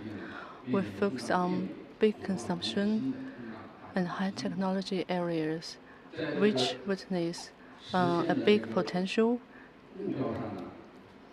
And about our goal and our pathway to the goal, the CCT Fund Management focus on the domestic market, especially paying attention to the international capital's perspective on Chinese markets. CCT Fund Management enhances its ability of assets management and also enhances its internalization. with the cooperation with international capital, facing the uncertainties of global economy and global circumstances, CCT Fund Management has made some adjustment of our management. First, focusing more on strategic new industry. These industry witness a long-term production risks. The common institutions cannot handle with the risks of these new industries, and the investment of these sectors. In the future, these industries will grow up and have commercial values so that we can benefit from it and to change our working focus to other major tasks. Secondly, we enhance the efficiency of capital management. Now, the scale of our management is 300 billion RMB. It is a large scale. How to make the most use of our fund? We should focus more on the key factor and weak links of industrial development, and to enhance the industrial chain, its influence, and thirdly, we should enhance our competitiveness and learn from the outstanding investment in institutions in domestic and international market. The leaders of CCT Fund Management has raised the tasks to make a world-leading fund management company and to serve the international and domestic investors with good investment service. In recent years, we developed several outstanding management teams in CCT Fund Management, and we took part in many major tasks in our country's construction and industrial development. Welcome all the investors to know about our CCT Fund Management. Thank you, Mr. Shen. Thank you, Mr. Fang. Currently, technological innovation is in a massive time and period. We can put that all the main countries are competing the high point of the new round of industrial revolution. This year, General Secretary Mr. Xi Jinping pointed out that technology should go to the front point of industrial revolution. The regulatory institutions in China this year published a series of policies to encourage equity investment and especially long-term capital and patient capital to play their key role in domestic market. And in China, we have a big market and complete industrial system. We are attracting the international capital market. And as the delegates mentioned in last year, the data of our 2023 transnational companies number has witnessed an increase in the first half of 2024. Last year, we attracted foreign investments, foreign capitals, with the U.S. increase rate increasing time. Now we believe the attraction of RMB assets and capital will come into a forefront in the international market. CCT Fund Management and the CRFM Corporation, our duty is to serve the main tasks of our nation and conduct our investment movement. We're focusing on the artificial intelligence, biotechnology, new materials, and healthcare areas, especially to serve the development of high-quality productivity. And we should invest the small enterprises, invest in the early stage, and invest in the hardcore area. By adjusting our investment movements, we should diffuse and prevent the risks of investment. Our state-owned enterprises should play a key role of combining the market and the capital. And what is more, we should do more investment of collaboration. Thank you, Mr. Fan. Mr. Shen and Mr. Yang had mentioned Chinese domestic institutions has many duties, such as technological innovation and how to balance opportunities and the challenges. And now I want to mention a question about primary market and the secondary market. I want to ask from Mr. Fang from UBS how you view the opportunities in secondary market. And recently, some international capital has invested in Chinese market. How can we consistently attract foreign capital to invest in Chinese market? I want to hear about your opinion. Thank you. Thank you, dear moderator. I would like to take this precious chance. Now, many distinguished guests here is from primary market. I'm in charge of securities and investment banking areas in UBS. There are many aspects. To make it quickly, UBS in the total foreign investors, UBS has cooperated with Chinese market for more than 20 years. In late September, the policies has witnessed the secondary market has a response to the policy published in September. Quickly, we can see in the secondary market, there were 5 times compared with the past of the trading volume. In 10 days, the secondary market attracts the capital flows approximately 15 trillion. Of course, inside this total volume, there witness selling and buying. But we have experienced a abundant liquidity.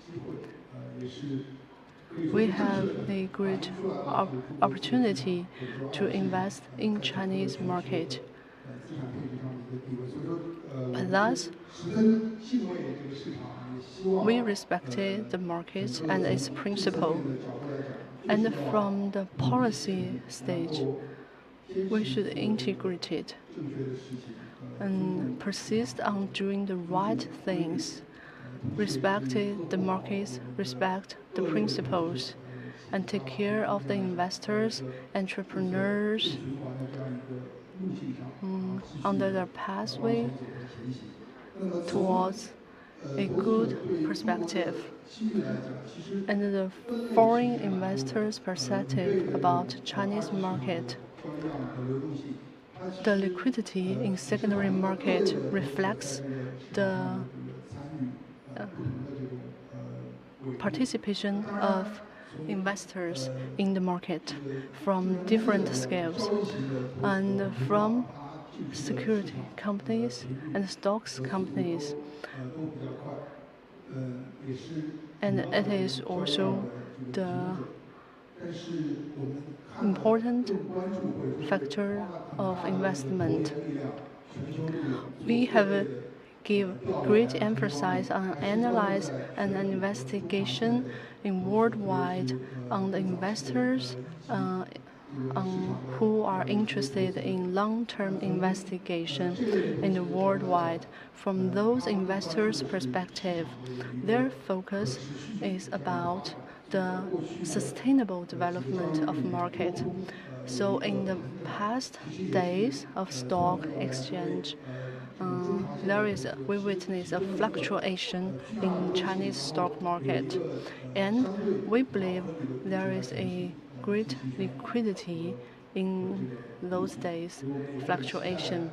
We hope that by our consistent efforts and the consistency of the policy, not only the stock exchange investors, but also some small-scale investors and investors from the international market, mid-term and long-term investors were invested in Chinese stock markets. Thank you, Mr. Fang. And talking about transactional capital flow, as guest just mentioned about the differences between first primary market and secondary market about transactional investment platform. And we have some new investment channels now. What's the advantage and the disadvantage? And the policies about allowing the foreign capital to enter Chinese market. We talk about the secondary market now. In this regard,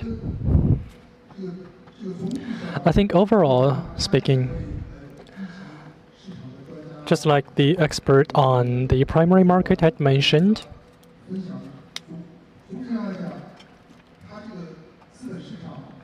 the capital market's key function, or when I dedicate myself to this market, the reason why is that it has a predictable rules to allocate the best quality capital into the financed corporates to allow all investors to receive the dividend from this growth. These overall rules needs to be upheld. In this way, everybody could enjoy the cake of the development. From the Chinese perspective, Shane had a very good presentation telling China's story, really good. 18% of global GDP is contributed by China, and China contributed over 40% of the total global growth. So we see the total throughput of China's economy and its return can be reasonably reflected in the capital market. From the construction of primary and secondary market, we could be able to present the middle and long-term investors with the benefits of the growth. Specifically speaking, the openness of China's finance, or rather the two-way opening up, means that we introduce first and then we go global second. Most of the quotas and restrictions have been lifted. Be it the UBS or Goldman Sachs, we hope that we would have relevant policies so that we could not only introduce these international institutions to China, but also allowing them the possibility to better operate in China. we would have a lot of derivatives, many licenses, and these are the items that needs to be promoted and requires mass participation. Of course, the larger amount of capital there is, the more we need to be more conscientious about its management. These kind of tools would be able to allow the global investors to weigh heavily on Chinese market and control their risks. The second step, going global, especially on the internationalization of RMB, this will bring benefits to internal investors to seek better portfolios, not only in China but also worldwide, either with the supply chain or with other fine enterprises with high growth possibility, either with QD or cross-border or with mutual recognition of funds. With all sorts of channels, we could promote these items.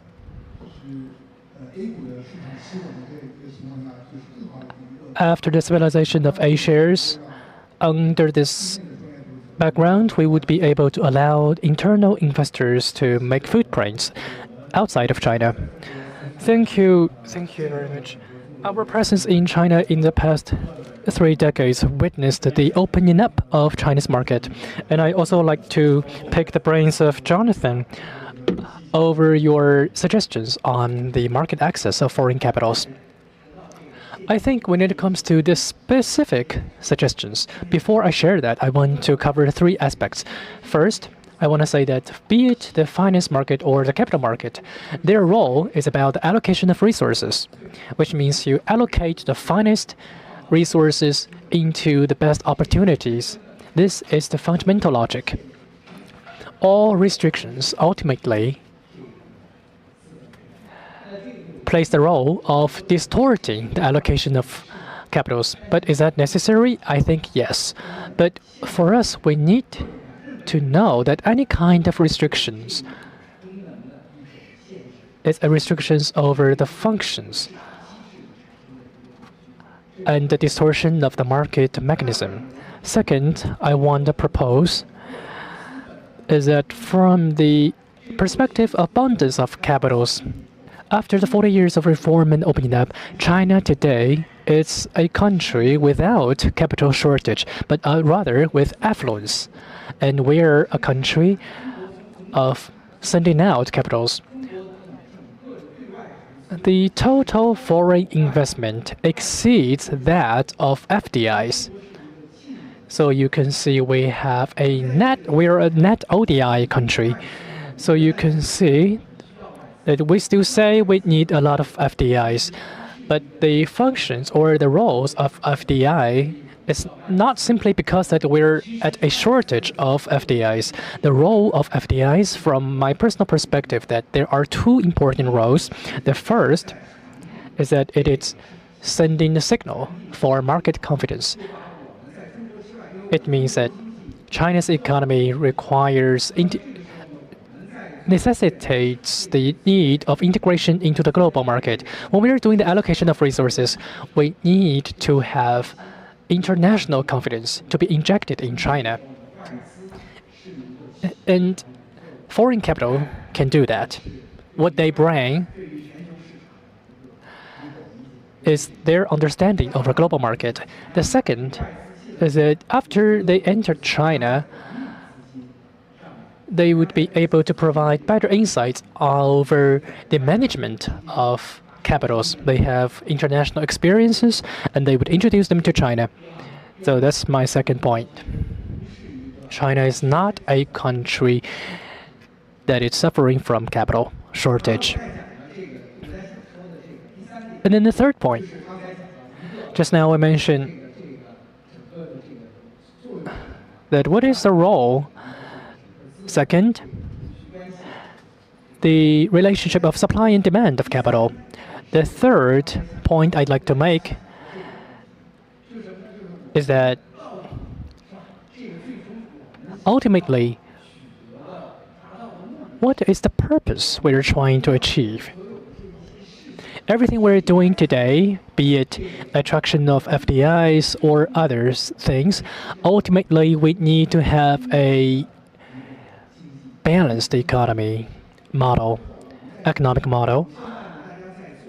Because now we're saying that many of the works we do are concentrated over the supply side, be it the development of new production, new quality productivity, or the investment. We're still focusing on the supply side. What's very interesting is that for a person of my age, I can still remember that living in China means that you're living in a country filled with shortage. In the past, everything was allocated because we had shortage of supply, which is why everybody is obsessed with supplying. We want to ensure that everything is well supplied. But personally speaking, I think today we're now at a crossroad. We need to change our perspectives. We need to think about changing the demands. Just now, everybody mentioned that we account for 17% of global GDP. However, the manufacturing accounts over 30% of the global total, which means that if we take China as a whole, if China did not enter the global economy, then there's actually a skilled balance equilibrium between supply and demand, which means that what we're going to do later is that we have to improve or incentivize domestic demand. The purpose of production is about meeting the demands of consumption. If you produce something that nobody wants to buy, then this is not sustainable. Today, what we are seeing from the market is that the unbalanced relationship between supply and demand has already reached a breaking point. All countries, for example, protectionism in the US is rampant, and the same can be said for Europe. All countries are trying to shove out of China's supply. So I think going forward, what we are going to do, be it on the capital allocation or policy making, we need to spend a lot of time and effort over how are we going to incentivize the domestic demand. I think that is what I think should be the priority. We see that, be it the September 24th, 26th, why the market had such positive response. The reason is that these two dates presents a strong signal of confidence. That is, China's government is going to incentivize domestic economy and demand. So I think in that regard, we hope that we are managing our expectations. Well, that's also what we're hoping to see. Okay, thank you, Jonathan. You talked about the unbalanced relationship between supply and demand. I think this actually is augmented under the lens of AI because it improves productivity a lot, which means it also magnifies the issue of unbalanced supply and demand. I think the confidence of capital has always been the most honest ones. So I think it is very important for us to understand the macro situation if we're going to see the confidence of capital. And now let's take a turn over the perspective of enterprises. We know that all of you sitting here is that you are very rich. But for the company of Eastman, it is also one of the richest companies. I think for Mr. Mi Peng, I think you must have something to say about how are you going to play a role in terms of supporting the investment and development. Okay, thank you, Mr. Fan. I think all of you sitting here today are big names in terms of capital. For S1, we are actually a newcomer in this industry. 5 years ago, we were founded by the former chairman Wang Dongsheng of Jingdongfang. After 5 years, we've been focusing on one thing, the integrated circuit. Actually, it's a big cake. What we are focusing on are the following three aspects. First, on RISC-V's chip and solutions. Second, the 12-inch silicon material.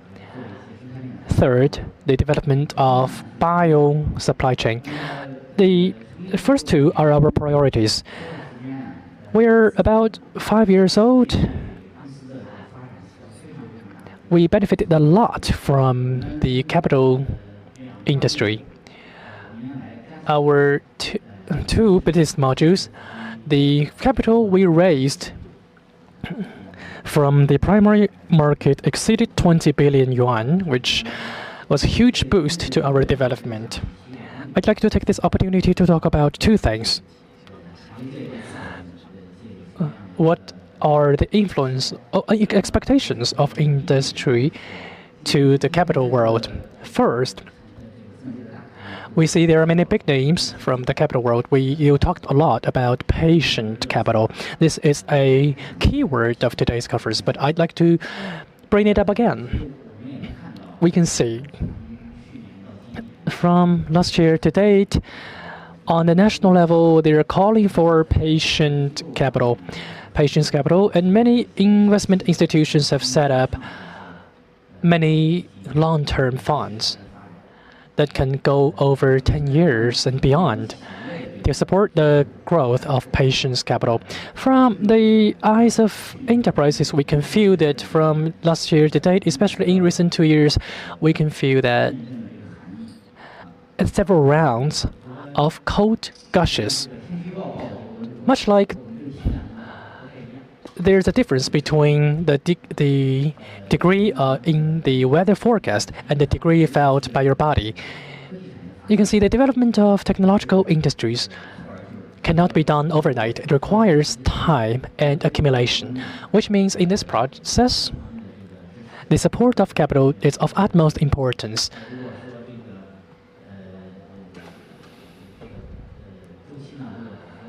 If we only have a cycle 4 years to 6 years, then it is very difficult for a company to survive its nascent period and pass the breaking point. Second, I would like to call for the capital world that you should focusing on your support to the enterprises with fundamental technological innovation. In recent years, the artificial intelligence, the EV car, AI, they've been developing very fast. But most importantly, it is about applicational innovation. In terms of the basic technological innovation, it requires more investment. For SWIN, these core businesses, our core businesses are focusing on the fundamental technological innovation, which means the cycle for growth is longer. Our country is mentioned about to build an innovative nation. Hereby, I would like to take this chance to suggest to focus more on the enterprises focusing on fundamental technology. Thank you, Mr. Mi. You mentioned about long-term capital again and the integration of capital and industry. I would like to raise a question to Mr. Zhou from Warburg and Mr. Shen. How can we promote deep integration of capital and China's industries? And how can we achieve mutual benefit and win-win results? Thank you, Mr. Zhou. The topic is a little bit big. I like to take a specific perspective to talk about my ideas. That's about Chinese enterprises' globalization. In this stage of economic growth, now the outstanding Chinese enterprises has already gone overseas, and the new generation of entrepreneurs have a wide and broad horizon of globalization. This time, we consider about the deep integration of international capital and the Chinese market. We want to consider and we make a conclusion. The 3 stages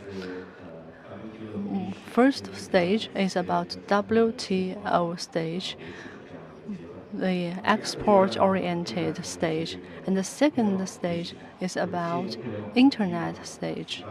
We benefit from internet industry development and also the benefits from the technological advantages in internet industry. And the third stage is combined with the second stage, that is, how could Chinese enterprises upgrade itself to be an international enterprise? First of all, some of our elites and entrepreneurs has already become a leading factor in the international market. But now we witness the pressure from the uncertainty of the global environment. And the development and the growth of the outstanding Chinese companies has witnessed some challenges and problems. We have also thinking about how to improve the development of Chinese enterprises. Nowadays, we not only consider about enterprise ability of producing a good product. That is not enough in today's market. As a participant in Chinese markets for nearly 30 years, in my opinion, our perspective in the globalization of Chinese market, we can offer some experiences and suggestions. During the process of industrial globalization, we not only facing the challenges and opportunities of going out, but also coming into Chinese market, especially the foreign technologies and the foreign experiences of management. They can also empower Chinese enterprises in their pathway to growth. Warburg has a long experience in investment globally, not only in Chinese markets. We can offer some support and help in Chinese market. Thank you, Mr. Zhou. Now let's invite Mr. Shen. About this topic, from my perspective, I believe we should further deepen the opening up in Chinese market.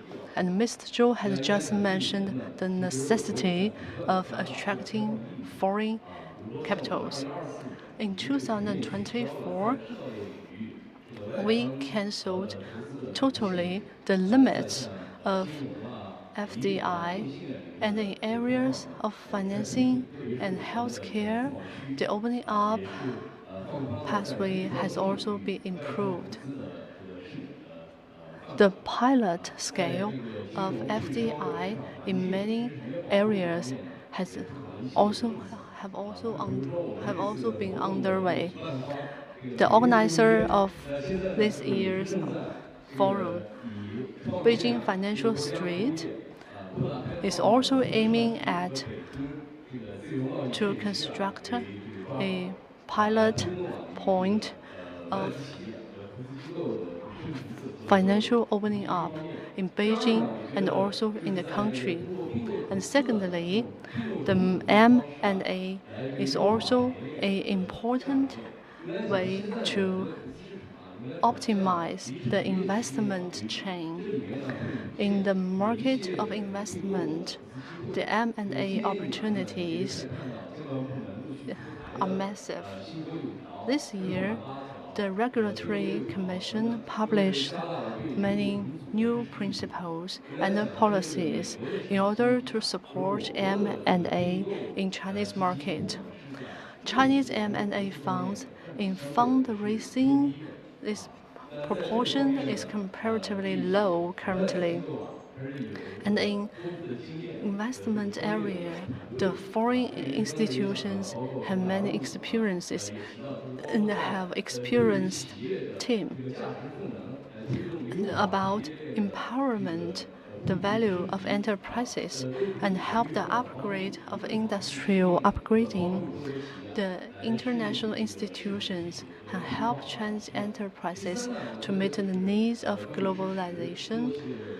And third, about supporting the Chinese enterprises to go out to the global market and to participate in global competition.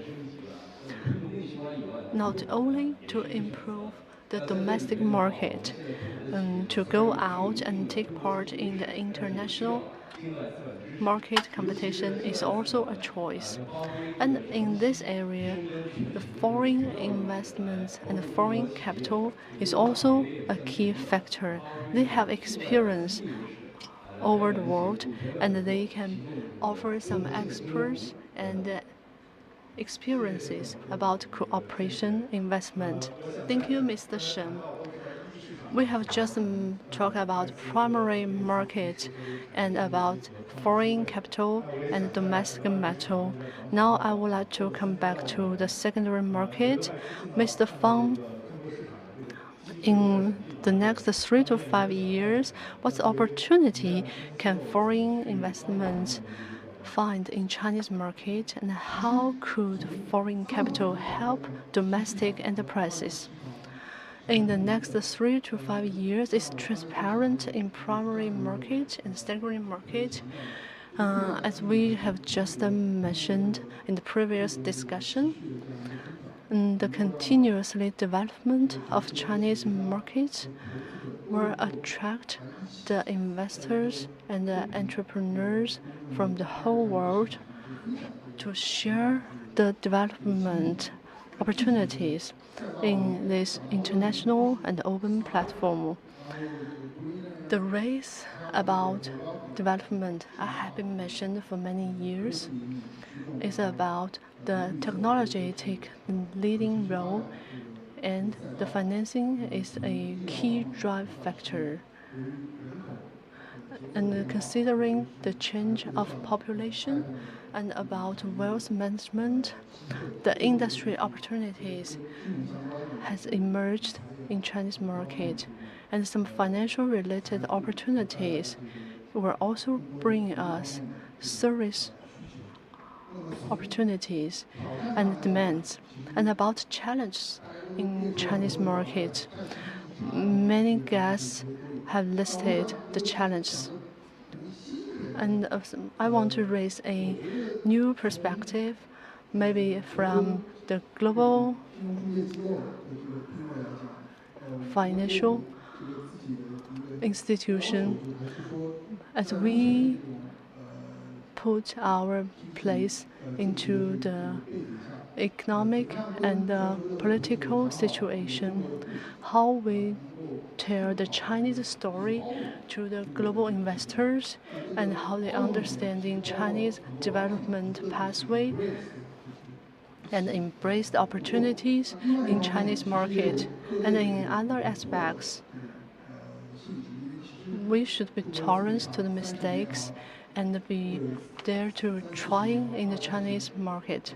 In the past 20 to 30 years, in global market, it is really a short term, and Chinese market achieved a lot about regulation and capital management progress.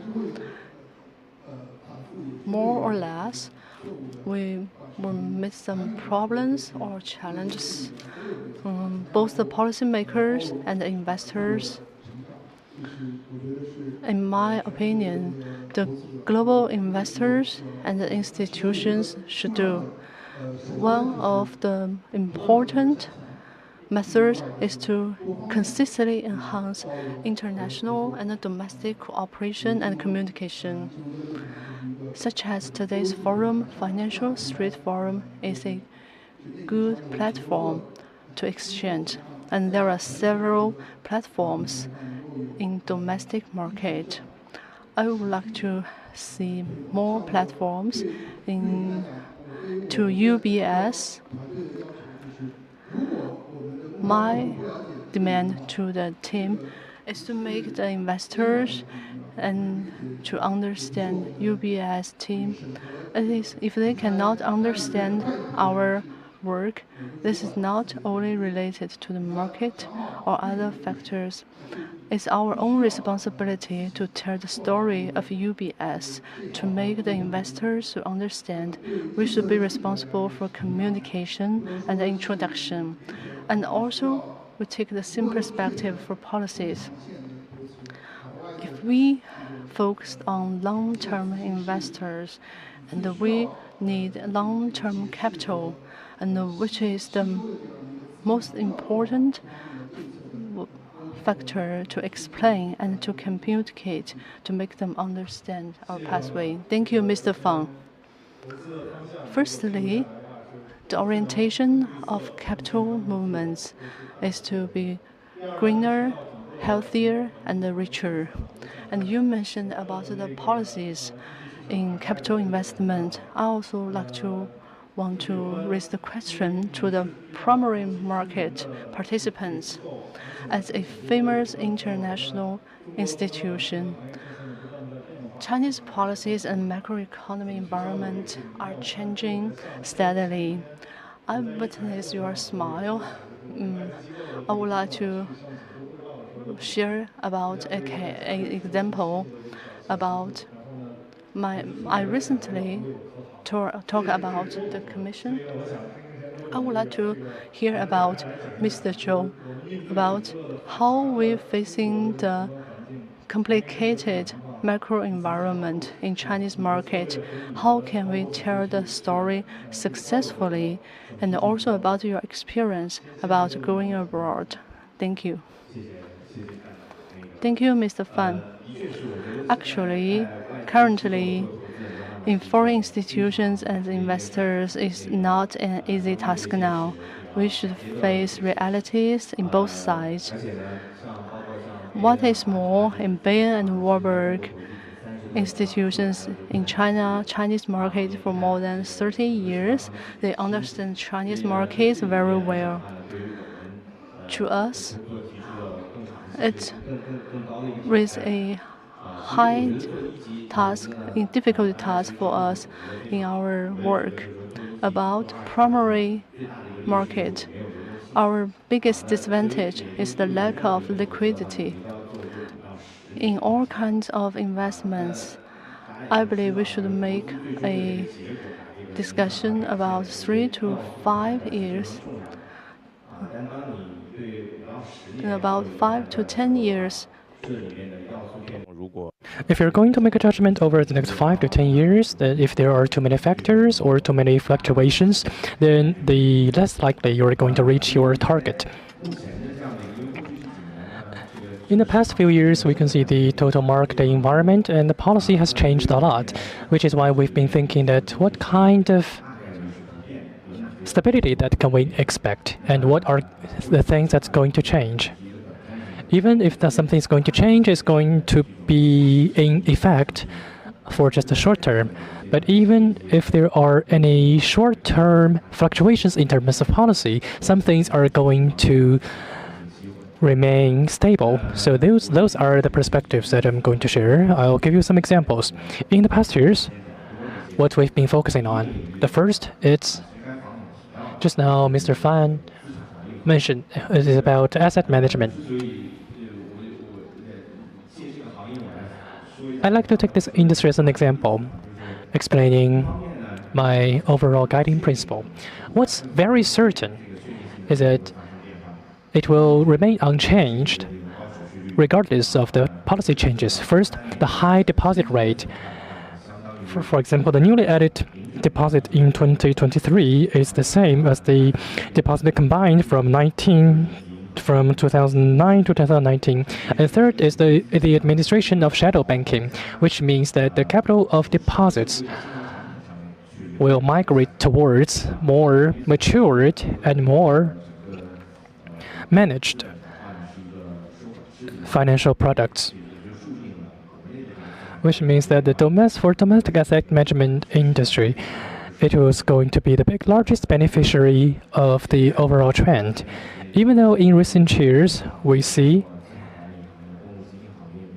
there are many policy fluctuations for the asset management situation, but this overall trend will remain certain in the next decade. This is why in the past year we invested to public equity. Second example is about the health and wellness industry. There will be a quarter of aging population by 2030. Even though there are many reforms in the medical system, but a very definite trend is that the overall demand will have a stable increase in the long term. Therefore, as a practitioner of foreign investors, even though we're plagued by volatility and changeability, ultimately we would be able to reap benefit results with factors of stability. Okay, now Jonathan. The communications and talks is not an art of words to deceive anybody. Ultimately, we need to seek returns, be it with the investment in China or elsewhere. First, we need to have confidence that we can invest in China, which can give us returns, and there would also be opportunities for exit. First, our own judgment,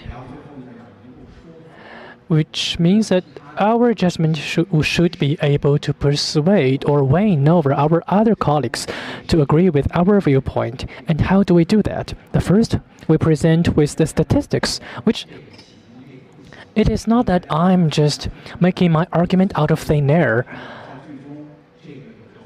I think that upon full communication and with the full support of data, then we would be able to have a reading over the current situation and there wouldn't be much variations.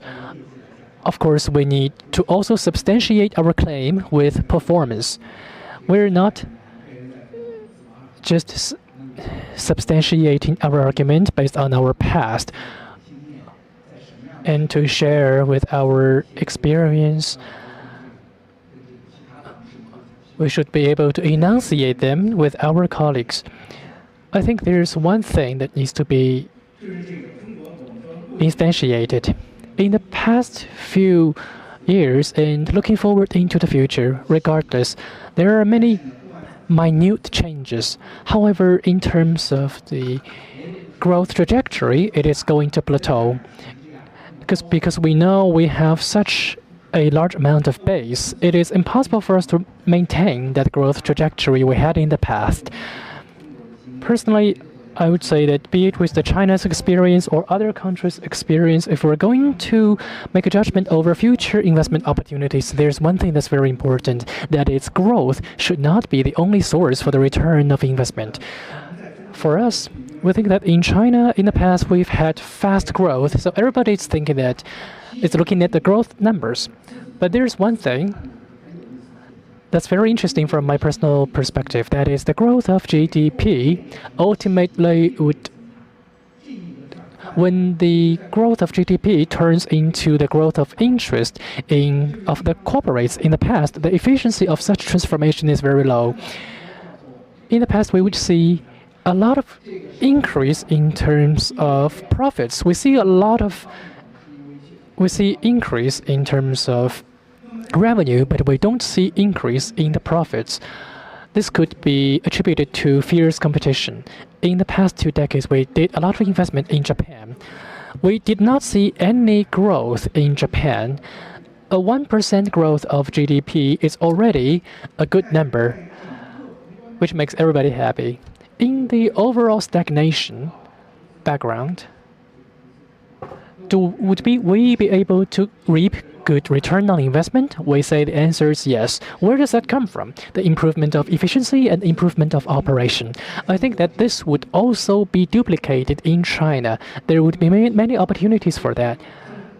In the past, we say there are many growth, so we can see that many enterprises they just grow as they want without any planning.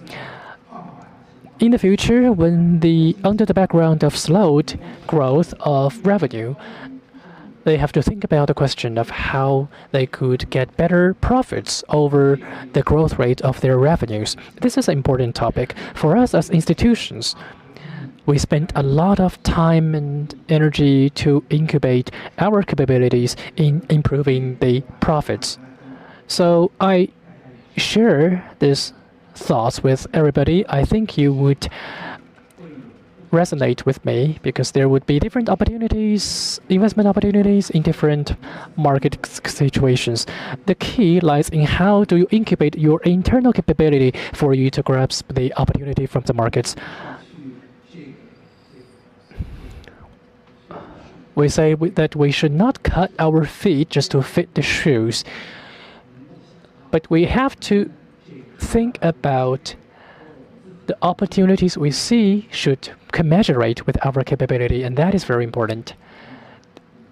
Under different market conditions, there would be different opportunities. Okay, thank you.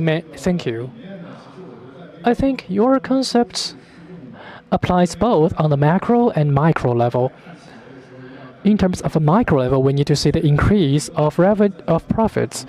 In the slowed trajectory, the growth of profits would increase their value. In terms of the secondary market, they would ask us if this is sustainable. Our viewpoint is that there is a P ratio, and we need to see if all of the external factors could lead to the growth of profits. And this would turn into a great advantage if it could increase the price-to-earnings ratio. Just now, I asked Mr. Yang and Mr. Shan.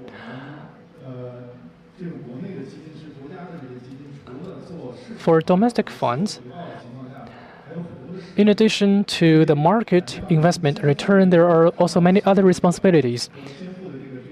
The opportunities you see and the responsibilities you shoulder could be different from other international investors.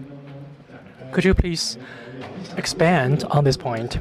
Especially, I want to know that in terms of institutional perspectives, we talk about investment on new technologies. So for state-owned assets, how are you going to cope with that? And that which means that you have to shoulder your responsibility while at the same time make a profit. Okay, thank you, Mr. Fan. We are all experiencing the current economic situation, so this forum is very timely. Of course, there will always be opportunities and challenges. For state-owned institutions, we are faced with a lot of restraints. But overall speaking, promoting technological innovation and improve the security of industrial chain and fostering emerging industry is a must path.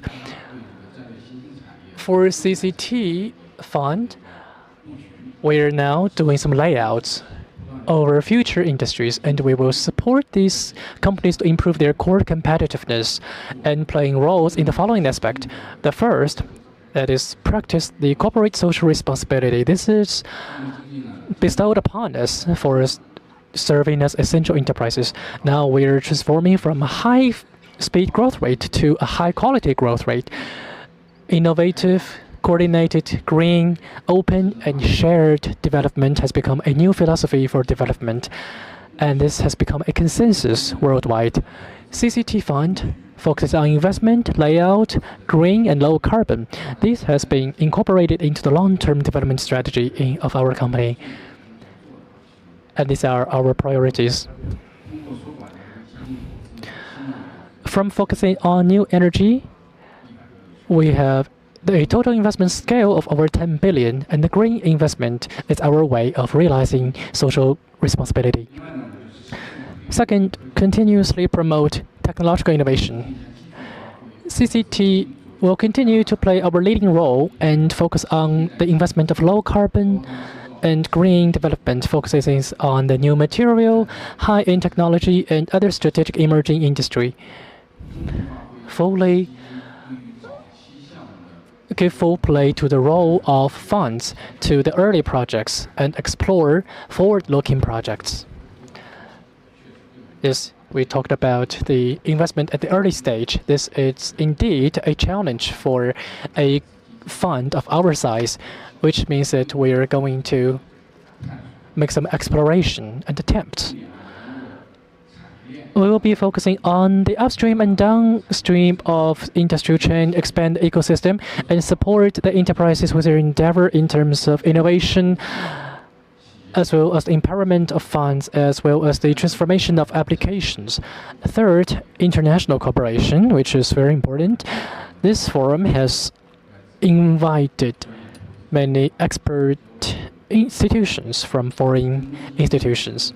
CCT Fund focuses on win-win cooperation and open cooperation and participate with the building of BRI and support the international operation of Chinese enterprises and strengthen our cooperation with international institutions for win-win mutually beneficial cooperation. Thank you. Just now, the question of Mr. Fan can be responded from three dimensions. The first, from the trajectory of development for fund industry. It's transforming from high speed into high quality development. In this stage, there are many prevalent trends. First, we can see it is diversified and it has been moved to the front of the ecosystem, and we are seeing diversification of exit mechanisms. For these, I think as a manager of private equities, not only should we have an acute perspectiveness, we need to also have efficient integration capability and the risk management capability. Second, for a state-owned fund, our role, what are our roles? For any industry, they have a cycle. We should not put the functions of our company and returns to the two opposite ends. In recent years, focusing on the national strategy, we invested about 130 billion. From a practical perspective, resonating with national strategy means that ultimately we would be able to transcend beyond cycles and realize the efficiency, functionality, as well as the liquidity. From the strategy of investment, we should focusing on the early stage, and while they're still growing, especially focusing on the forward-looking and key investment to promote the connectivity with upstream and downstream industrial chain, and beef up the coordination between central enterprises, research institutions, and universities to promote for the transformation of technological results. By some movements and investment of M&A enhanced competitiveness of enterprises. And in other perspective, we should consistently enhancing our capacity and efficiency. Recently, now we are conducting industry-driven investment, and the combination of industry and research. We are constructing the combination, including RP, DP, and ecosystem, including the. Lastly, as Mr. Yang has just mentioned, we believe that the enhancing of international cooperation is the key factor. Today, Financial Threat Forum is a precious opportunity for us to communicate. And meanwhile, we can explore more mechanism of communication. Several days before, we set people to participate in the studies held by some foreign investment institutions. Thank you, Mr. Yang. Thank you, Mr. Shi. You had just mentioned about communication, the communication between international capital and the domestic capital. I would like to raise a question. In your perspective, now and in the future, what new model will emerge between Chinese markets and international capital, and how will international capital take a deeper participant in Chinese market? This about Chinese economy. Chinese economy has ranked second in the global market, and it attracts great attention from the global investors. We have witnessed and recognized some trends in investment. Foreign investment in Chinese markets has been more diverse. In early years, they focused on several traditional industries, but now they have interests in more industries and more cooperations. Secondly, foreign investment in Chinese market focused more on innovation. In the past, the transformation means the transformation of production on the production chain. And nowadays, we have some technological advantages. So, in the cooperation with international institutions, and we have more opportunities to cooperate with international institutions. And lastly, about foreign capitals movements in Chinese, they shoulder more social responsibilities. As the other distinguished guests had just mentioned, we also witnessed some hot capital flowed into Chinese market. Currently, we find out the capital in Chinese market become patient capital, and even they invested for a longer system. For a long-term perspective, the combination and cooperation models will change in the future. First, transnational and trans-industrial cooperation and integration, their trend is obvious. It raises a demand for the upstream and downstream of this industry to work together. This trans-industrial innovation and opening up international cooperation will be a character of our era and of our time. This is our understanding of the international globalization. From my personal perspective, in early stage, we focus on cooperation and to improve globalization. But under such current circumstances, from other perspective, globalization will come to a new stage. We will focus more on competition and about new energy autos, cricket industry, and artificial intelligence. We witness competitions in the global wide. In the U.S., its industry has made progress, and the industry in Chinese market has also witnessed a great growth. Secondly, we cooperate with the international capital in forming the enterprise. The enterprise who cooperate in enterprises, we witness a rapid growth in Chinese market in the past, and at that time, we have different characters in the industry development. Now, we are looking for a new growth point in Chinese market. Some Chinese markets offered advantaged technologies to the foreign capitals and to the foreign enterprises. It also offered a channel for the foreign capital to come to Chinese markets.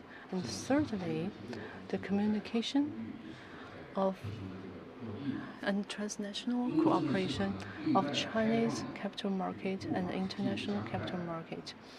Our path of opening up and development witnessed a rapidly growth in Chinese capital market.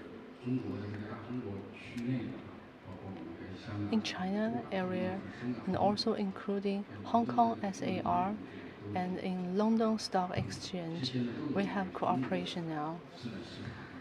And with Chinese capital market, it cooperated with international capital markets, and it can also attract more intentions from international capital. China adhering to its opening up and reform policies, and our CCT fund management will offer more support to the development. Thank you. Jonathan, please. About domestic capital and international capital, their differences are becoming smaller. At the time of Beijing's first Asian fund, most of the investors are foreign investors. At that time, they are from the North America.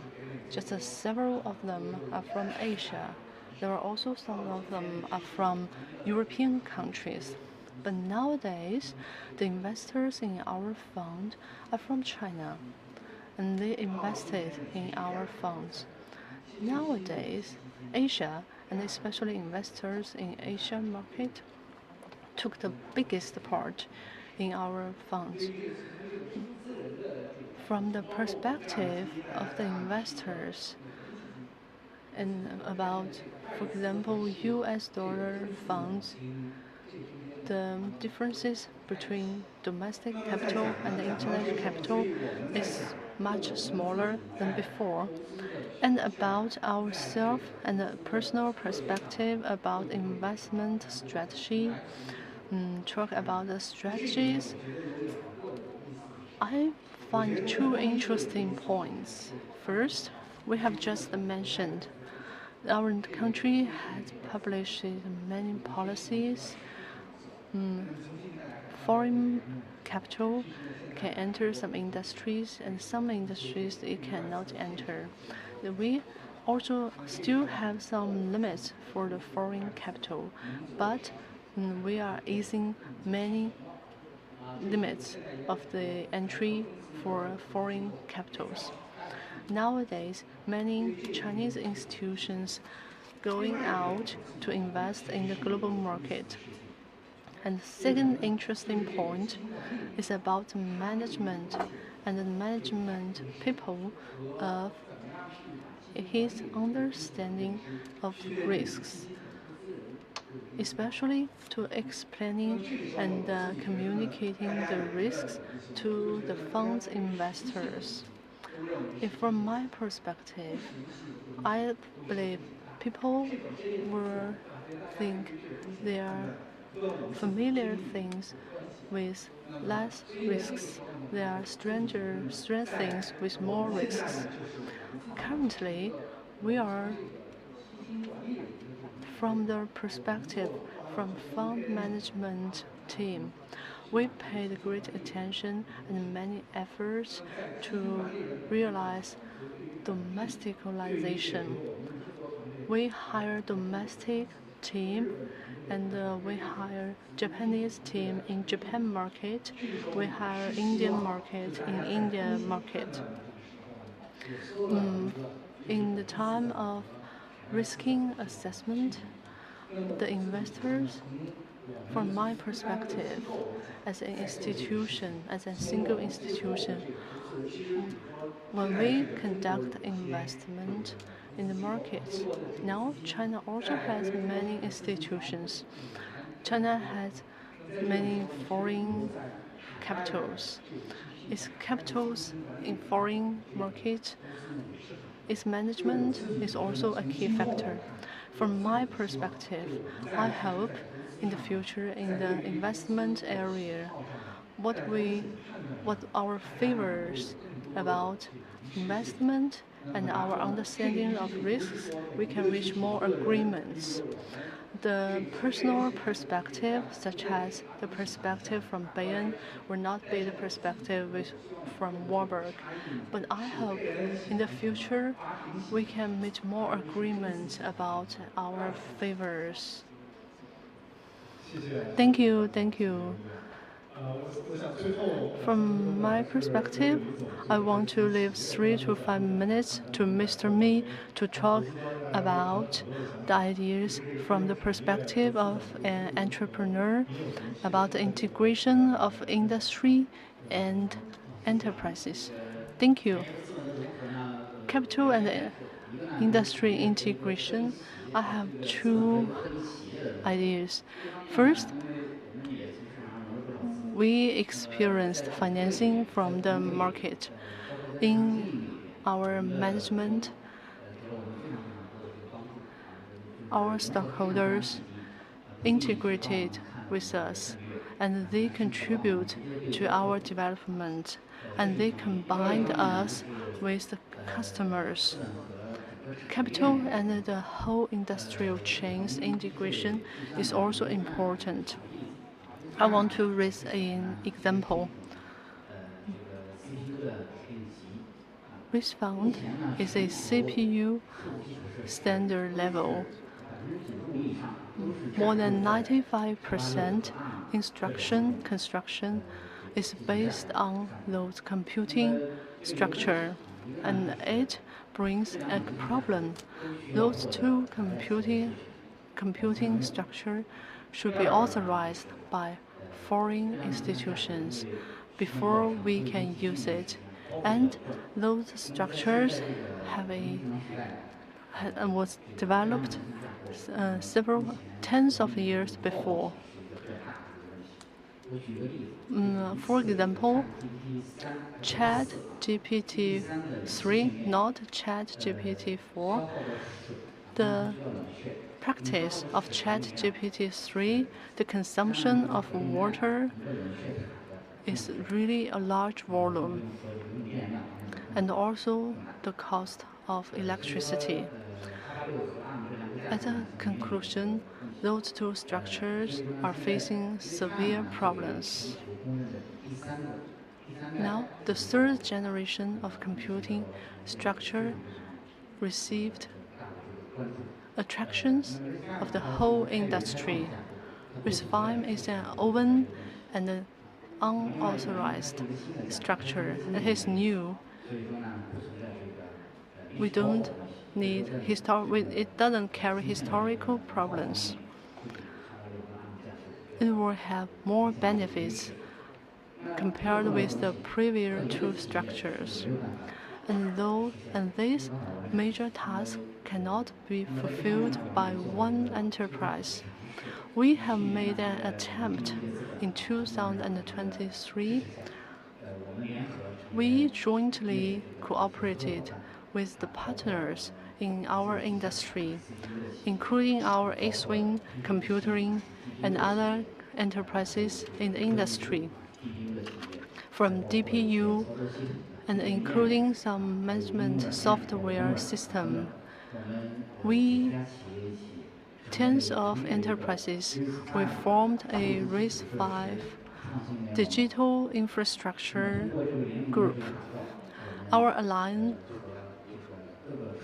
could cooperate with the enterprises from the same industry and have a direct cooperation with other industries. And our cooperation is from abstract to practical.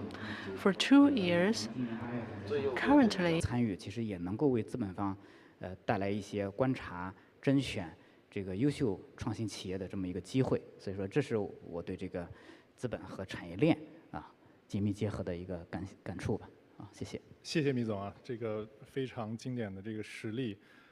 时间关系呢，我知道大家有很多的想分享的，但时间关系呢，今天可能就告一段落。那我想呢，大家都提到，就在这个比较复杂的宏观环境下，如何精准的对接国际国内的资本和中国的产业呢？其实是一个话题，持续需要大家的努力，包括投资方、包括融资方、包括企业方和监管方一起来努力的事情。那像今天几位嘉宾都提到，今天这样的论坛呢，其实就是一个很好的一个起点。那再次感谢组委会的组织，然后特别感谢各位嘉宾的这个真知灼见的分享，谢谢大家，也谢谢大家的莅临光临，谢谢。